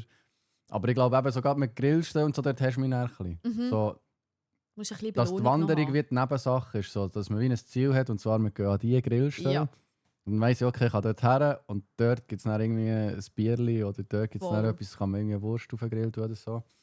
Mhm. Ich glaube, das ist schon das ist eine geile Sache. Ich finde es auch mega cool. Und jetzt auch gegen Und mir ist gerade in den Sommer. Sinn gekommen, eben, Ja. was du es dann angesprochen hast, was jetzt auch, eben, ich bin ja da Kartensammler und so, und es gibt Mhm. ja auch noch die TCG-Bubble. Ja. Und dort bin ich ja mit dem, der Joe ist eigentlich da bei mir im Podcast gewesen, der ja einen eigenen TCG-Shop hat und einen eigenen TCG-Streaming-Channel. Ah ja? Ja, wo er übrigens auf Schweizerdeutsch TCG-Openings macht und das läuft Geil. bombastisch. Oh mein Gott, ich übrigens. muss mal schauen. Bei dem sind immer zwischen 50 bis 80 Ah. Zuschauer, gell? Geil. Weil das System funktioniert halt auch gut, wo die Leute kaufen Booster und er öffnet sie direkt im Stream für die Leute und Ja. das tut die Leute schauen. Ja, Die Leute schauen. fix. Und er macht das super. Und die machen auch, die haben jetzt ein Weihnachtsevent gemacht, ein Cardshow-Weihnachtsevent mit Essen. Wow. Und dort sind so um die 50 Leute, irgendwie zwischen 50 bis 70 Leute von der Community einfach dort gewesen. Crazy. Selber organisiert. Auch sehr, sehr krass, auf jeden Fall. Geil. Hello, Oh, ist das die Samson. Bridge? Ist das Nein. der? Das ist- Aha. Nein, das ist nicht mein Bridge. Ah, damn, jetzt Aber hab hoi Samson. das ist die Bridge. So der, Ja. wo die Nein, Auf Gaming aber, oh gebracht mein hat. Gott, hoi. Schön Genau. bestanden. Also Aber solche ja. Events sagst du fehlen ein bisschen noch. Ja, ich glaube Sollte schon mega. auch. Ja, voll. Wo halt wirklich, ja, untereinander wirklich auch, ich glaube, nicht einmal Fokus auf Community, sondern Fokus untereinander unter Streamer. Weil Mhm. wir haben so viel und ich glaube, man kann so wertvolle Connections machen, so, wo du einander kannst unterstützen. Auch wirklich bubbleübergreifend. Weil ich meine jetzt eben, ein kleinerer Streamer würde sich jetzt wahrscheinlich nicht so sehen mit einem grösseren Streamer einfach so aus dem Nichts connecten. Also weißt du, so die typische Schweizer Ja, du Art, traust man dich nimmt halt sich ein nicht, bisschen ja. zurück. Ja. Man hat so den Anstandsabstand, blöd gesagt. Und so Events erlauben es dir eigentlich, viel mehr mit diesen Leuten zu connecten, auch mal zu fragen, so, hey, wie machst du das oder so, ohne dass man sich schämt, so, oh, wie kommt das echt über, oder ich traue mich nicht schreiben, blöd gesagt. Ja, Und es ist so unzwungen und man ist einfach dort für eine gute Zeit. kann ich 100% nachvollziehen, ja. Das ist, also habe ich am Anfang auch gehabt, habe ich immer noch in dem Sinne, weil ich fühle mich immer noch als munziger Fisch. Mhm. Und ich glaube, bin ich auch einfach auch. Also, aber das ist nicht immer so eine Vorstellung. Aber die Leute reden dann auch so, wie du irgendwie weiss nicht, was wärst. Dann denke ich so, jetzt hör doch auf. So, Niemand. hä? So, niemand. Und eben jetzt, wenn Maelo zum Beispiel da ist, ist für mich ein ganz anderes Kaliber in dem Sinn von Mhm. Content Creator. So. Mega. Ich bin jetzt in einem Alter, wo ich nicht so da hocke und ihn so anschaue und nicht weiss, was sagen. So, weißt, so. Voll. Ich finde es dann cool, ich finde es mega cool, dass er überhaupt hierher gekommen ist, aber es ist für mich einfach ein anderes Kaliber Content Creator als jetzt ich, oder? Ja. Und dort ist dann hast schon so, und ich hoffe, dass ich nicht irgendwie, also wenn Leute irgendwie FIFA-Content, Fußball-Content machen, ich hoffe nicht, dass das Leute irgendwie bei mir haben oder so irgendwie. Also wenn ihr etwas machen wollt, schreibt mir. Bei mir ist echt die Chance relativ klein, dass ich Zeit habe, das ist ein bisschen bei mir das Problem. Aber auf jeden Fall. Und da finde ich eine sehr geile Idee. Aber Ja. jetzt würdest du dir jetzt, also weißt du, auch so etwas zu organisieren, ist ja auch nicht einfach. Eben, du sagst schon mega Respekt an andere, die das mit der Wanderung organisiert. Mhm. Was siehst du die organisieren? Hey, ich hätte eigentlich Offline-mässig? mega Bock, mal so eine, wie soll ich sagen, so eine Boardgame-Nachmittag machen, wo du oder auch TCG, ich meine, nimm dein Lieblingsspiel mit und dann kann man so etwas machen, irgendwo, sage ich jetzt mal, in einem Card-Game, Dings, wo halt wirklich auch den Platz so ein bisschen erlaubt, mit den Tischen und so. Ja, Dort in voll. Bern. Zum Wie heisst Beispiel das schon wieder? die Aerope Aerope Lounge. Lounge, ja, Genau, genau. zum Beispiel wäre ein super Treffpunkt. Der Platz erlaubt es dir halt wirklich eigentlich wie so ein bisschen for free, dort können Nachmittag zu gestalten. Und ja, die Boardgames gerne haben, kommen halt. Die für einen Vibe kommen wollen, sehr gerne. Und die gar keine Lust haben, voll fein. Dann gibt es Ja. wieder mal ein anderes Event. Aber wirklich so ein bisschen die Zeit dafür finden, das Organisieren ist ultra schwierig momentan. Aber ich Ja. würde das so gerne wirklich ein bisschen mehr durchziehen. Oder auch, Boardgame-Tag, Day. ja, zum Beispiel. Oder, keine Ahnung, ganz banale Sachen. Gehst du picknicken am See. Und dann redest du einfach ein bisschen. Nimmst ein Böckchen mit, nimmst Musik mit, chillst am See, tust am Abend vielleicht noch grillieren, wenn es eine Grillstelle hat. Ja, fix. So ein bisschen, Einfache Sachen, die du sonst auch willst machen. ja voll. So einfach Oder mit wo der du halt, Community. ich sage jetzt mal, im erwachsenen Alltag, blöd gesagt, so schnell vergessen geht. Einfach Ja. wieder mal so ein bisschen jugendlich fühlen. Ja. Und dann noch so mit Leuten, Wo ja, auch so, wo wo auch sich so auch die gleiche gerne so Leidenschaft fühlen. teilen mit dir. Ja. Ja, voll. Und eben gerade zum Vibe, eben, also wirklich, es gibt immer Events, alle Events, wenn du nicht jetzt für eben das Cardboard-Game noch mit, ich bin jetzt nicht der Cardboard-Gamer, ich bin TCG-Sammler, aber ich bin jetzt auch nicht der mega spielt damit, weil ich das Game jetzt nicht perfekt checken oder so, vielleicht mal irgendwie Pokémon auf dem Handy, wo das TCG-Game kam, ist mal Ja. 1, 2 Fights gemacht und dort wieder mal so ein bisschen checkt, so funktioniert es ja, bis dann gar nicht mehr gewusst. Aber für den Vibe, es lohnt sich eben fast immer für den Vibe einfach vorbeizugehen. Wie auch Voll. ein LAN. Oder jetzt die Jungs, die sagen, ja, nur ein PS. So. Dann nimmst du halt nur deine PS mit Ja, und kommst halt LAN. Es lohnt sich für den Vibe einfach. Ja. Und viel lohnt sich für den Vibe. Weil die Leute sind meistens alle wirklich chillig. So, klar, es ist eben, es ist meistens auch noch so ein Schweizer Ding, so, ja, wir machen unser Ding so. ja, voll. Aber es ist auch voll fein, so, weil du gehst mit dir in eine Bubble und du wirst dort, weißt, und du wirst auch nicht gestresst. Es stresst dich auch niemand dort. Es kommt niemand irgendwie kommen. Du bist einfach in deinem Ding drin. Wenn du an einem Turnier, noch besser machst du an einem Turnierli mit. Dann Ja. lernst du noch so andere Leute kennen, die auch an diesem Turnierli mitmachen. Und der Voll. Vibe ist grundsätzlich eigentlich immer geil. So. Und, ja. Mega. Und wegen dem ja Offline-Events fehlen, sagst Ja, finde ich schon. Oder da haben wir noch mega Potenzial. wo wir und wirst können dann aber ausschöpfen. auch, das ist immer auch ein bisschen meine Frage, wirst du Content daraus machen aus so einem Offline-Event? Unbedingt. Unbedingt. Unbedingt. Macht es nicht wie nach der Offline-Event ein bisschen als Offline-Event kaputt? Ich glaube nicht im Fall. Also es kommt sehr darauf ab, wie man das gestaltet. Man kann den Vibe wirklich kaputt machen. Das geht natürlich. Und vielleicht werden auch nicht alle sehr zufrieden damit sein. Aber ich meine, wenn du jetzt schnell für 2 Minuten dein Handy herstellst und aufnimmst, per se stört das keinen. Also, Gut, ich weisst, habe ja jetzt mehr gedacht, dass wir einen Livestream läuft. nein, das würde ich nicht. Aber Nein, das würde ich schon nicht. Sondern die wollen, ein bisschen Content daraus machen für Insta, für TikTok, für YouTube Shorts, go for it. Ich meine, es bringt dir etwas, du hast etwas zum Posten, es ist free Content basically. fix. Und wenn du Leute dort hast, die sogar noch bereit sind, irgendwie ein kleines Video mit dir zu machen. Oder sogar auch Bock drauf haben. Ja, meistens, genau. ja, meistens ist ja auch der Content Creator, der dort sind. Genau. Ja. Voll. Also weißt du, sei es jetzt irgendwie ganz banales, einfaches Tanzvideo oder irgendein Trend, der einfach geht. Das ist Free Content mit Leuten, die gleichgesinnt sind. Mhm. Aber eben, das ist Absolut. nicht jedem seine Sache. Das ist auch voll fair. Aber ich glaube, das würde den Vibe nicht zerstören. Wirklich, wenn ein Livestream würde laufen, dann sind halt die Leute oder die halt organisieren, sind immer so auf die Zehenspitze, so funktioniert alles, ist Aber alles ja, gut das und ist so. eben das. Und das merkst du. Das tust du ausstrahlen Ja. automatisch. Vor allem, wenn Und- eben du das organisierst, du bist dann... Aber du, wenn ich so etwas organisieren oder jetzt hier fällt es mir einfach abzustellen. So.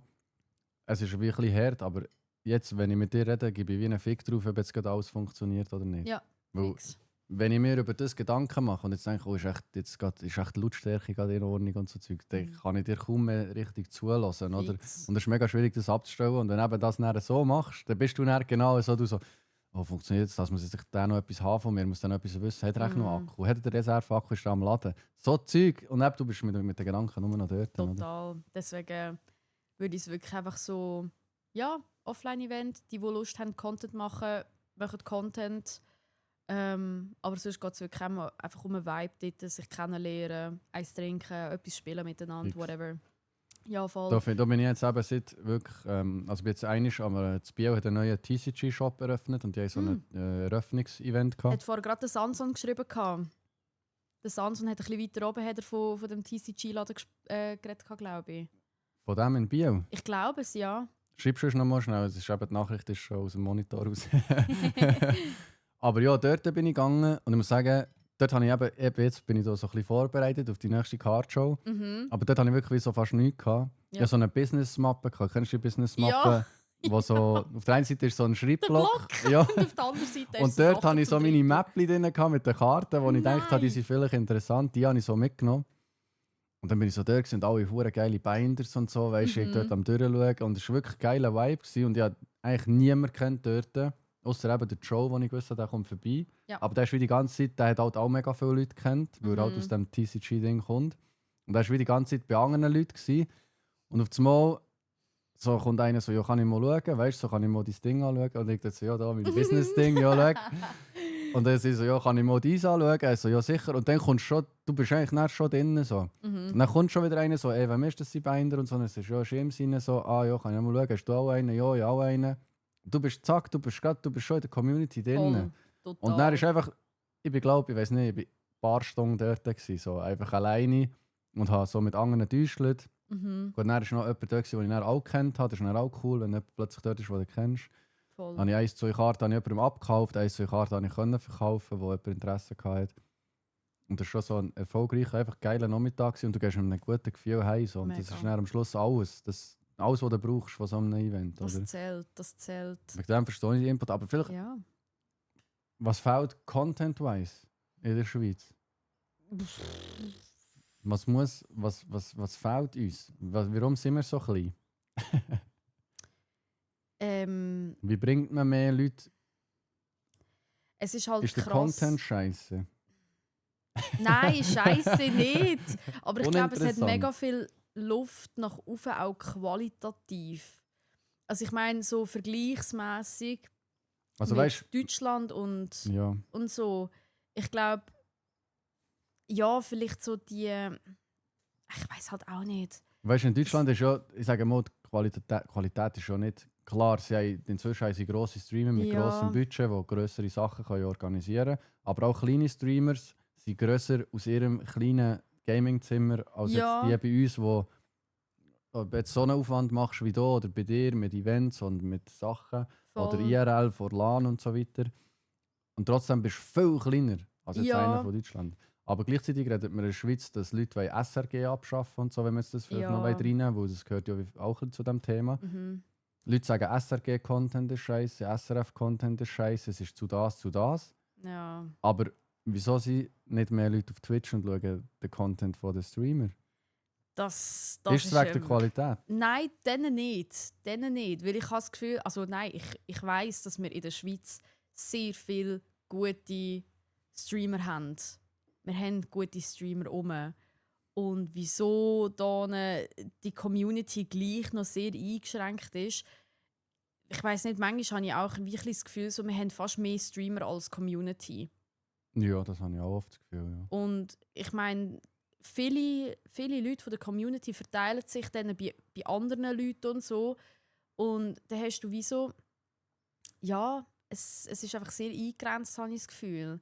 Also eben, wir bringen wie fast, also was wir nicht, weil ich finde es ja völlig okay an sich, haben wir fast wie gleich, ich sage jetzt mal gleich viele Streamer wie Zuschauer, finde ich ja völlig fein, weil Mhm. es ist ja, oder Leute, die dir gerne zuschauen, ist ja vielleicht auch ein bisschen ein Ding, eben, dass sie denken, hey, ich würde es auch gerne machen und so. Und dann Ja. in der Schweiz hast du halt schnell mal die Möglichkeit, dass du es auch kannst leisten, eine Kamera und etwas, und halt selber anfährst. Du musst Total. einfach ein bisschen die persönliche Überwindung und dann geht es los. Mhm. Und dann ist es ja völlig okay und es ist auch cool, dass sich wie eine Community bildet aus Leuten, die auch ein bisschen wie ein Hobby anfangen. Und für uns ist es ja Voll. auch für alle ein Hobby. Voll. Aber eben, ich frage mich gleich am Schluss, müssen wir fernsehmäßigen Content machen, dass jemand, der sonst SRF schaut, mal Twitch schaut? Oder ist Twitch noch zu unbekannt in der Schweiz? Für das, oder was ist es? Oder das frage ich mich auch. Oder ist es Ja. wirklich... Und viel anderen Content als jetzt die Deutschen machen wir ja nicht. Nein, so Du findest per se alles, nicht. fast alles, was die Deutschen machen, findest du auch irgendwo nicht mehr auf Schweizerdeutsch. Das stimmt. Ich glaube im Fall, also ganz banal gesagt, was sicher auch einen Einfluss hat, ist halt wirklich die Aufmerksamkeitsspanne. Dass die Leute mittlerweile mehr auf Shortform-Content gehen, als wirklich effektiv herhocken und noch immer aktiv zuschauen. Weißt du, was gut, ich meine? Ja, verstehe ich den Punkt, ja. Ich meine, TikTok, also einfach so ein Vergleich, wenn du auf TikTok live gehst, du hast so einen Wandel an Leuten, die bei dir drin sind. Du hast keinen, der bleibt. Oder selten, also aus meiner Erfahrung. Mhm. Und Weil es einfach so ein durchs Live Ja. swipen ist. Ja. voll. Es ist wirklich so die ganze Generation eigentlich. Und dass dann Leute wirklich gern und gewillt vor einem PC, vor einem Laptop, vor das Handy hocken und dir aktiv zuschauen bei etwas. Ich glaube, da braucht es extrem viel momentan. Und Okay. also ich glaube, das Könnte ist auch- sicher auch ein Einfluss. Ja, könnte es auch sein, dass sich das mit der Zeit noch. Aber ich sage jetzt mal, eben, wir haben ja so eine kleine Generationenwandel, sage ich jetzt mal. Mhm. Ich meine, jetzt bis 30, Mitte 30, fast bis 40 schon, haben wir doch schon mehr Leute, die Online-Sachen schauen. Mhm. Ich sage jetzt nach 45, 50 sind die Leute halt eher noch fix fast ein bisschen auf dem Fernsehen schauen. Ja, voll. Gut, auch schon viele, die jetzt sage ich mal, Netflix schauen oder so in die Mhm. Richtung. Aber sage ich mal, dass zum Beispiel eine App Twitch so ein bisschen auf eine Netflix-User-Niveau Ja, kommt in der Schweiz, sage ich jetzt mal. Oder so. Mhm. Dass man sagt, hey, schau, wenn ich Netflix schaue, dann schaue ich irgendetwas, ein VOD, eine Serie, einen Film oder etwas. ja. Dass sie wie das wäre, sage ich mal, das Geilste, dass sie wie Twitch haben. Von mir aus kann sich auch eine andere Plattform etablieren, ich sehe es jetzt nicht so. Aber wenn es jetzt Twitch wäre, Twitch ist meine, ich will etwas live schauen, Plattform. Mhm. Und Netflix ist meine, ich will eine Serie schauen oder ein Doku oder weiss nicht was. Voll. Und dort sind wir ja nicht. Die Leute Mhm. haben einfach im Moment, wenn man auf die Apps schaut, haben sie Netflix. Ja. Schauen sie auch die Serien. Und live, ja, halt Nicht Fernsehen. wirklich. Ja, voll. Fernsehen, oder? Aber braucht es ein bisschen Zeit, dass jetzt die jüngere Generation nachkommt. Ich sage jetzt mal, die bis 20, 25 sind eben sehr auf dem Shortform-Content. Mhm. Ich glaube, nachher, sobald du ein bisschen älter wirst, tendierst du eben dazu, auch mal während dem Arbeiten etwas nebenbei laufen zu lassen, wo du dich länger damit widmest. Oder hörst mal einen Podcast, der vielleicht 2 Stunden oder 3 Stunden geht. Voll. Dass man sagt, hey, wenn jetzt die Generation nachrutscht und immer wie mehr die älter werden, dass du sagst, hey, die Plattform hat in der Schweiz noch Potenzial zum Wachsen. Oder Mhm. siehst du das weniger? Das Potenzial ist natürlich immer rum, blöd gesagt. Aber ob man das ausschöpft, ist die andere Frage. Oder wie man das umsetzt. Und ich glaube, die Schwierigkeit ist halt wirklich da, dass ja, die Leute auf Twitch überbringen extrem schwierig ist. Obwohl es mega cool ist. Ich meine, ich finde Twitch so eine coole Plattform. Du kannst live interagieren. Ja, wir schauen übrigens ab und zu in den Chat. Ja, jetzt so. Aber ja, ich meine jetzt eben, wenn du jetzt streamst, ich weiß nicht, wie es bei dir ist, aber ich meine, du hast Channel Points. So, du kannst so coole Sachen machen. Ja. Wirklich. Also eben von ganz einfachen Sachen, von einem Jumpscare bis zu einem halb Minute Rave, bis zu, keine Ahnung, irgendwelche crazy Sachen, die jetzt zum Beispiel ein Troy macht. Ja, das ist natürlich ganz ein anderes Niveau nochmal. Ja, aber das ist crazy. Du Aber hast du da kannst- du komplette hast Möglichkeiten, ja. Freiheit. Aber dass da wirklich eigentlich das noch nicht ganz so angekommen ist bei der Shortform-Generation, blöd gesagt. Ja, Ja, aber mal ich schauen. wüsste jetzt gerade so aus dem Stegreif raus nicht, wie man das könnte. Aber eben zwischen der Input vom halbgutlos SRF gleich auf Twitch, wo der Tagesschau-Moderator einem zum 10 Submonat bedankt. Kurz, Bro, danke für den Resub. Der Nahostkonflikt ist bla bla bla. Ich würde Aber- das weißt du geil finden, Ja. sorry, das wäre so cool. Aber ich sehe für die Zukunft schon eben eine App wie Netflix, wo einfach online die Sachen laufen. Ja, Die Live-Sachen. ja, voll. Und es ist schon inzwischen, aber ich bin auch ein bisschen in diesem TV-Geschäft, Internet-TV. Und es läuft ja darauf aus, dass die meisten, die Fernsehen schauen, haben schon so eine Android-TV-Box. Es läuft ja nicht mehr über Kabelfernsehen bei den vielen. Mhm. Und dort ist es ist auch schon wie eine App, wo dann das Fernsehen läuft. Voll. Nur hat noch jeder irgendwie eben seinen eigenen Fernsehanbieter und weiss nicht was. Und jetzt sagen wir mal, Teleboy, kennst du Teleboy? Sagt man gerade Das nicht. ist eine App, wo einfach die Fernsehsender drauf laufen, sozusagen. Ist das mit dem Aff? Ja, ich glaube so ein blaues Icon mit ja. einem Äffli. Okay, Ja. dann weiss ich welches, ja. Und stell dir jetzt vor, einfach dort, jetzt hast du schon deine Liste von den Fernsehsendern und dort wäre jetzt einfach so Leishalicious TV, Footboy TV, Das It's wäre Barracks so TV. geil. Dass eigentlich die Livestream-Channel wie gelistet sind wie ein normaler Fernsehsender. Klar, auf einem Fernsehsender läuft 24/7 etwas, das wird für uns relativ schwierig, das umzusetzen. Aber dann können wir ja Bernd das Brot einspielen. Wenn nichts läuft, läuft einfach Bernd das Brot weiter. Genau. Aber ja, eben, es ist du müsstest das wie Vollzeit, das ist dann mit der Finanzierung auch verdammt schwierig. Ja, es ist... Du musst ja fast jeden Tag wie ein Programm auch bieten. Du musst ein Programm bieten und ich sage jetzt mal, also rein, wenn wir jetzt so Twitch anschauen, ist der Revenue halt nicht sehr attraktiv daraus raus. Das heisst wirklich finanziell gesehen machst du dort eigentlich fast Minus. Blöd gesagt. Also Ja. gerade so sicher am Anfang. Ja, also mit den Investitionen für das Setup definitiv. Ja, Also ja, ich glaube nicht alles rausgeholt, was ich schon immer noch nicht. Oh Nach nein, 5 Jahren. nicht einmal vielleicht. Wo ich reingesteckt habe in das alles, in das Zeug. Da. Nicht einmal vielleicht.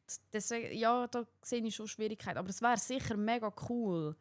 Das wäre extrem cool, wenn wir da eigentlich wie so ein... Ja, mehr Was als wäre, wenn Fernsehen. sich ein paar Streamer würden zusammentun und einen Fernsehsender kaufen? Boah, Alter. Würde das funktionieren? Würde das funktionieren? Ich bin ein sehr optimistischer Mensch. Ich sage, es kann alles funktionieren, blöd gesagt. Wirklich, wenn die Energie und alles reinsteckst, wenn alle an einem Strang ziehen, kann es funktionieren. Und vielleicht ist es ja revolutionär. Ja. Aber Vielleicht. ich denke ab und zu, manchmal denke ich so, wir überlegen zu wenig weit. So, weißt? Oder wir So, sind so in unserem ja, Käfig drin. Aber wir überlegen so, was spiele ich als nächstes für ein Spiel. Ja. Aber vielleicht solltest du überlegen, Was machst kaufe du ich mir als 10 Leute einen Fernsehsender Ja. und wir machen einfach TV-Programm und die Alter. dort Werbung verkaufen. Weißt du, wie geil?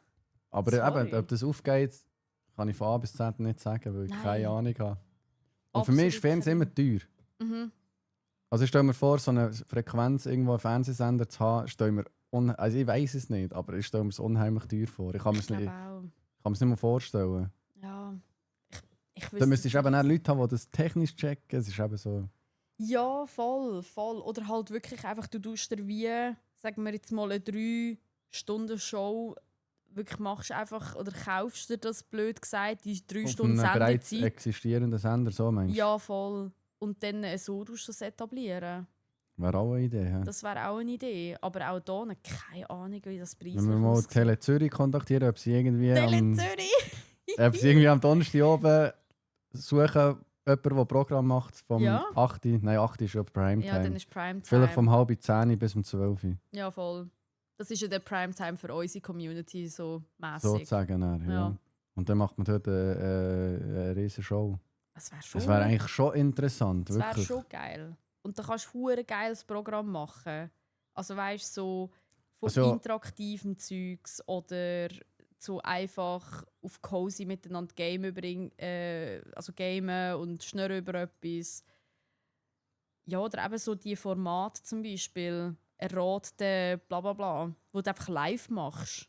Ja, sozusagen, ja. Ja, Also ja, du machst es ja live, aber es wäre halt noch Ja, im Fernsehen. voll. Aber die Frage ist, aber ich weiß nicht mal, ob das irgendwie... 3 Plus hat sicher noch Platz. Tele Die Zürich haben's- mal Weekend League übertragen? Ja, fix. So, ich weiß nicht. Aber ist eigentlich, gerade so was Fluch angeht und so, ist das im Fernsehen in der Schweiz streng? Kommst du da einen Permaban? Ein Permaban. Hey, da fragst du mich etwas. Ey. Das weiß ich gar nicht. Ich weiß es auch nicht. Was darf man in der Schweiz so im Fernsehen? Was darf man sagen? Also ich glaube, fluchen darf man, oder nicht? Ich ja, weiss gar also nicht. Also weißt du, wenn ich jetzt glaub, etwas wenn wir spielst, so- wo ausrastest und so? Ich glaube, so als Sascha Rufer zum Beispiel darfst du dir einiges erlauben. Ich weiß im Fall eben nicht. Ich Also- höre da nie irgendwie etwas sagen. Und wenn er mal so etwas sagt, was so ganz schüch grenzwertig ist, dann wird er gerade auseinandergenommen. Weißt? Aber ich weiß nicht, ob es vom Fernsehen her geregelt ist, so mäßig. Ich glaube im Fall. Ich glaube, die sind da schon eher streng. Aber Du ein Saltdouble darfst. Ja, das haben sie ja beim 3 Plus gezeigt, bei den Bauern. uff. Ja, ja, 3 ein Clip Plus. vom 3 Plus, wo eben, du ein Saltdouble ist der Bauer, der der Kuh sagt, Nein! weil die Kuh nicht will, wie er will. Nein, wirklich? Ja, oh kennst du mein den Gott, nicht? nein, ich Oh mein glaube Gott. nicht. Ja. Nein, aber ich glaube, wenn du so wirklich so moderierst oder so, ich glaube, das sind schon eher streng. Was Kann ist ich eigentlich das- das meistgeschaute Medium der Schweizer? Das meiste Medium. Was ist, wo ist die Werbung in der Schweiz am besten platziert? Die Werbung. Sicher nicht mehr im Fernsehen. Habe ich das Gefühl. Meinst Ja. du? Ausser es läuft Fußball. Also, das Also- läuft Fußball. Ja, Super League nicht, aber die Schweizer Nazi schauen sicher Mhm. viele Leute. Ja, Das sage ich voll. dann zu dieser Zeit okay. Aber Also- sonst so random. Ich glaube, im Fall es ist wirklich so Social Media, Meta, TikTok, YouTube Shorts. Aber ich meine jetzt eher unter welchen Channels. Also weißt Also meinst wenn du jetzt so du zum ein Beispiel? Placement müsstest buchen, Ja. bei wem würdest du eins buchen? Es ist überall gleich teuer. Als Schweizer Medium. Also so wie SRF oder so? Ja. Ich glaube im Fall, also eben, the most common ist halt wirklich SRF. Ich glaube, das ist auch das vertrauteste 20 Minuten? Medium. 20 Minuten, Schaust du 20 Minuten? nicht aktiv, wenn es mir ausgespielt wird. Dann schaue Also ich so online? Gehst du online schauen? einfach, Auf ja. der Webseite? Nein, Nicht? nein. Nicht mehr. Nicht Ich habe in der mehr? Lehre immer, wenn mir langweilig war, bin ich immer Nachrichten lesen. Ja. Das mache ich ab und zu immer noch. Dort schnell schauen, gibt es irgendwelche News. Ja, ist Aber schnell. meistens ist halt... Ist eine erfrischende Abwechslung, schnell. Ja, ich muss so schnell schauen, wo brennt es wieder auf der Welt. Immer hat schon bei SRF SRF Meteo. Meteo einfach Kanalpunkte verwettet, ob es morgen 20 Grad wird. So eine geile Idee. Also ich glaube im Fall, also SRF hat da schon ein Potenzial, so geile Geschichten zu machen. Ja. Und ein bisschen, ich sage jetzt mal, für die Jungen zugänglicher werden. Ja, mehr Interaktivität. Mhm. Gut, Interaktivität weiss ich auch nicht, ob das eben... Ob es das pusht. Keine Ahnung. Ja, ich denke schon. Meinst du schon? Ja. So mit Also, jetzt eben so, Kanalpunkt auf SRF Meteo wäre etwas. also ich finde das so eine lustige Idee, wo so viele Leute, glaube würden einfach so, weil, also weißt nur schon die Überlegung, es ist SRF Meteo. Ja. Das ist so, ich sage jetzt mal, furztrocken. Wirklich. Trockener geht es wirklich nicht. Ja. Und du machst das für die Jungen zugänglich und interaktiv lustig, so unerwartet, dass du einfach sagst, so, hey, und ihr auf Twitch, ihr könnt jetzt hier mitwetten mit den Kanalpunkten, ob es morgen 20 Grad wird oder nicht. Nach der Pause tun wir es euch verraten, blöd gesagt. Also weißt du, Wäre schon... es wäre schon lustig. Wäre schon Banger. Vor allem, es Ja. wäre eben... Ich stelle mir eben vor, dass es auch so ein bisschen das Revolutionäre wäre, oder so in die Richtung ging, wo wir uns, glaube ich, auch gerade als Creator wahrscheinlich würden wünschen. Mhm. Du müsstest natürlich dann schauen, du müsstest irgendwie schauen, dass du natürlich auch auf den Zug kannst aufspringen oder ich sage jetzt mal, davon profitieren, in Anführungszeichen. Aber diesen Wandel haben wir definitiv noch nicht, ja. Mhm. Ja, und ich glaube, da würde sich, also wenn wir das angehen, ich glaube, oder mal einfach mal so auf lustig mal pitchen, blöd gesagt, gehst du zum SRF-Virus, glaube ich. Das das sind ist die, auch- die eher für die Jungen Ja, voll. ausgerichtet sind. Ja. Voll. Mit Ja, dem dort Flavio ex- Stucki und so. Ja, genau. Ja. Gut, ich weiß nicht, wie viel die Einfluss dann haben auf die. Keine Meteo, Ahnung, aber aber ich meine, der da hat's schon Flavio mal Stucki hat ja Berührungspunkte. auch schon mal das SRF Meteo übernehmen. Hat er das auch schon gemacht? Er hat das SRF Meteo hat er einisch übernommen und hat das komplett alles so in Jugendsprachmäßig gemacht. Also es ist hure lustig, es Das ist habe ich nachher auch gesehen. voll durchgegangen. Das ist geil. Das hast du überall gesehen. Ich glaube eben so, ein SRF-Virus, die sind sicher offen dafür, so etwas auszuprobieren, so ein bisschen auch etwas außerhalb vom Norm, blöd gesagt. Ja.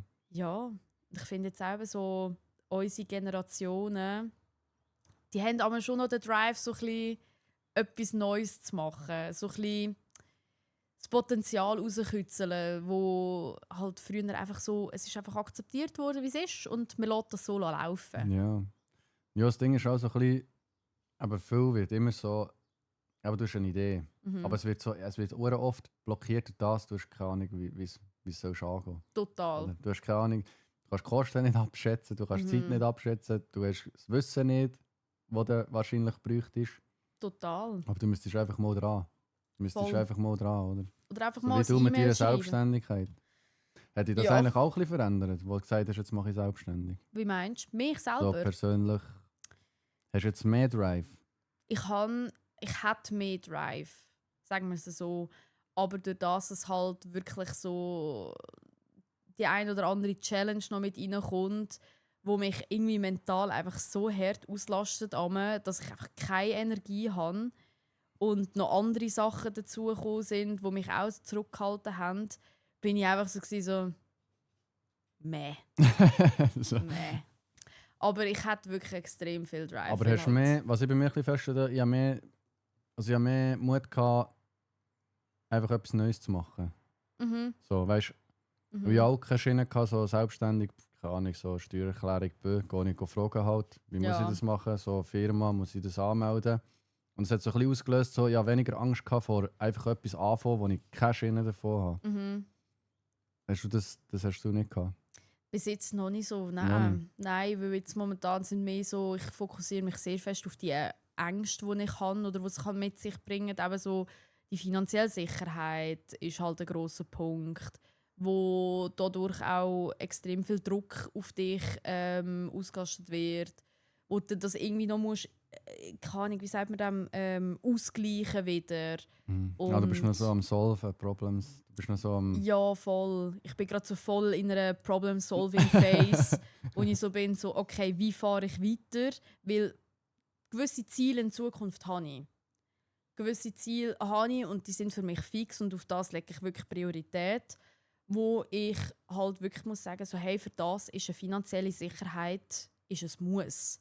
Und dann bist du halt wie so ein bisschen am herausfinden, so, hey, wie gewährleistest du dir das, ohne dass du gross etwas musst zurückschrauben musst? Mhm. Voll. So in Okay. dieser Phase bin ich jetzt momentan. Gut, du hast die andere, du hast halt das Blatt gerade all in. Ja. Du bist all in gegangen jetzt im Total. Vergleich zu mir in dem Sinn. Das hätte ich mir eben nicht getraut.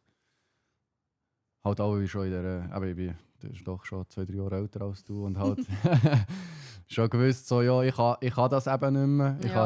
Ich kann mit diesem Risiko wie nicht mehr aussetzen, sondern ich fange mal so an und mal schauen, wie es läuft. Und Voll. eigentlich nie vor, voll selbstständig zu sein. Mhm. Wegen dem bin ich nie in diesem ganz Risikobereich, sage ich jetzt mal, sondern immer so ein bisschen etwas safe gehabt, ein bisschen nebenbei, so dass es gerade noch gelangt hat. Voll. Voll. Und ja, okay, in dem Fall interessant. Das ist in dem Fall ein bisschen andere Erfahrungen wie gemacht, dass du bist noch so ein bisschen in dem Moment, was dich wie fast ein bisschen abgeschreckt hat, so wie es jetzt überkommt. So, Ja, voll. so, weil am Anfang ist schon wirklich Elan, so, Ja, jetzt voll. starten wir voll rein, bam, und dann Extrem. bekommst du so ein bisschen einen Dämpfer, so, wenn es Ja. dann nicht... Da kommt so ein bisschen Okay. die Realitätsschelle, wo du so bist, so das Optimistische wird wie so ein bisschen abgeschmettert. Und du kommst so in der Realität an, wo du wirklich musst eigentlich merken, so, hey, unser Stellenwert im Markt ist eigentlich tief im Boden innen vergraben noch, wo andere schon viel weiter sind. Und ja, ich weiss, wir können immer mehr machen. Aber dann ist dann wie auch die Frage, wie viel Zeit und Energie magst du drin hineinstecken? Aber kannst du ja auch kaputt machen. Ja. Total. Und das ist etwas, wo ich jetzt halt auch mega haben müssen lernen, dass ich muss sagen, so, hey Leute, ich kann nicht dort unzählig Energie reinstecken, weil ich mag nicht mehr streamen, ich mag keinen Content mehr machen. Und das ist eigentlich das, was für mich eher den Fokus hat. Also wenn man mich on Gunpoint haben und mich fragen, was würdest du jetzt, wenn du jetzt musst entscheiden, würdest du deine Selbstständigkeit weitermachen oder streamen? was würdest du machen? Und ich würde 100% streamen wählen. Mhm. Weil das für mich einfach so, es ist Hobby und Job gleichzeitig. Es ist eine Leidenschaft. Das ist auch. Aber ich sehe in dem viel mehr Challenges, wo ich einfach so nicht einfach Schwierige kann lösen kann. Challenges, ja. Ja, schwierige Challenges. Und da habe ich wie noch so ein bisschen einen Rückhalt, Ja. blöd gesagt. Ja gut, nur mit dem Stream allein hast du ja noch nicht grosse Probleme. Sage ich jetzt mal so, oder? Nein. Wenn du nur streamst, hast du ja, eben, es ist dein Hobby. Das ist nicht dein Hobby. Wenn du jetzt nebenbei noch schaffst, dann lässt du den Stream an, du kannst dort deine Ziele haben. Total. Aber du hast keine Existenzängste. Nein. Wenn du jetzt nur 2 Zuschauer hast am Abend. Weißt du, wie ich Voll. meine? So, Voll. das ist 100% nachvollziehbar. Ja. Ja. Ja, deswegen ist es gerade so, eben so ein bisschen eine Findungsphase. Wie fährt man weiter? Ja, wirklich die ganzen Risiken abschätzen, tun und machen. Ja. Ein Hustle halt immer noch. Ja, Ein riesiger Hustle. ja, Ja, ich wünsche dir immer nur, also ja, wäre ja geil, wenn jetzt morgen irgendein Brand kommt und der den Deal sichert für das Ey. Jahr mal. es wäre mega geil. Und es nimmt er natürlich auch, ich kann mir nur vorstellen und also gut vorstellen, wie viel Platz in deinem Kopf dir das wegnimmt, für sonst kreativ zu sein, eben was Content näher angeht, wo ja ein anderer Part davon ist. Weil eben, ich kenne es jetzt auch von mir im Geschäft, wenn du einfach Daily Business Sachen musst machen musst, die dich um einen Verstand ein bisschen bringen. Einfach die Kreativität geht recht flöten. So. Und auch dann, Extrem. weil die Kreativität, sich überzulegen, was machen und so, braucht einfach auch viel Kraft. Es braucht viel Energie. Voll, voll. Und wenn die es nicht ist mehr also, ist. man macht sich auch wie so ein bisschen den Druck. Ich weiß nicht, ob du da kannst mitfühlen kannst, aber andere Leute die haben so Ideen. Und dann machst du dir wie so ein bisschen den Druck, so, wieso bekomme ich nicht einfach so Ideen, so coole Ideen, woher nehmen sie das? Ja. Du bist einfach so verheddert in deinem Kopf, währenddessen eigentlich noch 15 andere Sachen in deinem Kopf stecken, wo du eigentlich musst mal wie ausmisten und einfach mal chillen. Und dann kommen dir die Ideen schon. Ja, Voll. das kenne ich, ja. Das kenne ich extrem gut. Aber ich habe bei mir auch festgestellt, bei mir habe ich festgestellt, bei mir kommen wirklich die besten Ideen, wenn ich mir keine Gedanken darüber mache. Mhm. Das ist keine Ahnung. Ja. Und sie kommen auch immer im verschissensten Moment. Ja, Also wirklich so, ich wache zur Nacht um 1:30 auf und habe eine Idee. ja. Und jetzt habe ich mir wirklich angewöhnt, dass ich mir das auf dem Handy nachher aufschreibe. Weil wenn ich es mir nicht aufschreibe, am nächsten Das Morgen ist- wache ich auf, ich habe doch irgendeine Idee gehabt, zum jetzt in der Nacht, weil ich geil wäre gewesen. Und Ja, du hast keine Ahnung mehr. total. Und dann musst du es natürlich du musst es noch umsetzen. Die Umsetzung ist ja auch nicht in jedem Fall einfach. Mhm. Aber ja, ich habe natürlich schon viele Videos gesehen und eben, ich bin jetzt 5 Jahre auf Twitch. Ich habe schon x Sachen wie auch ausprobiert und ich gedacht habe, nein, das ist jetzt irgendwie nicht oder das ist es oder Mhm. Sachen gemacht und dann so, ja, ist jetzt irgendwie, haben wir es geiler vorgestellt, so, weißt du, Ja. schießt ihn dann auch an. Voll, mega. Aber eben dort darfst du halt dann wirklich, also darfst du dich nicht kaputt machen von dem Nein. Ding. Weil nur an Sachen, die nicht funktionieren, die scheitern am Schluss, wirst du einfach besser anhand von diesen Sachen. Mhm. Und ich glaube jetzt mit deinem Versuch, also egal wie es ausgeht, am Schluss durch das, dass du dich entschieden hast, ich mache mich voll selbstständig, du wirst mega viel gelernt haben aus dem. Extrem. Ja, Extrem. du kannst nur, für dich selber persönlich kannst du nur Positives daraus ziehen. Oder egal wie es am Total. Schluss auskommt. Total. Das ist es so. Von dem Ja. her. Eben, es wird wahrscheinlich am Ende des Tages, jetzt ist dein Kopf voll, aber ich habe das Gefühl, am Ende des Tages wird es dir schon mehr Mut geben haben. Wo du, sagen wir jetzt mal, im schlimmsten Fall, es scheitert jetzt. Du fährst wieder normal an zu arbeiten. Am Ende des Tages, wenn du nicht die nächste Idee hast, sagst du, komm, scheiß drauf, ich habe es ja schon mal probiert. Probieren wir etwas Neues. Probier es Voll. wieder. Und irgendwann fängst du dich so damit ab, dass Mhm. halt viele Sachen scheitern. Und bei mir, sagen wir mal, aller Content, den ich die letzten, bis vor 2 Jahren, als ich mal ein bisschen, eben die FIFA-Sachen gemacht habe, die ein bisschen Reichweite bekommen haben, Mhm. hat nichts funktioniert. Und ich habe x Crazy. Sachen gemacht, weißt du, also verschiedenste Games, verschiedenste Sachen probiert, mit Wettbewerb on Stream und solchen Sachen. Mhm. Und plötzlich machst du irgendetwas Simples und es funktioniert und denkst so, Ja. endlich, jetzt Ja. da hat die Leute Freude, cool. Ja. Voll. Das finde ich auch so insane, wirklich, wie simpel es einmal einfach kann sein. Ja. Also wirklich, auch da Appell an jeden Content Creator, lad das Video einfach auf. Scheißegal.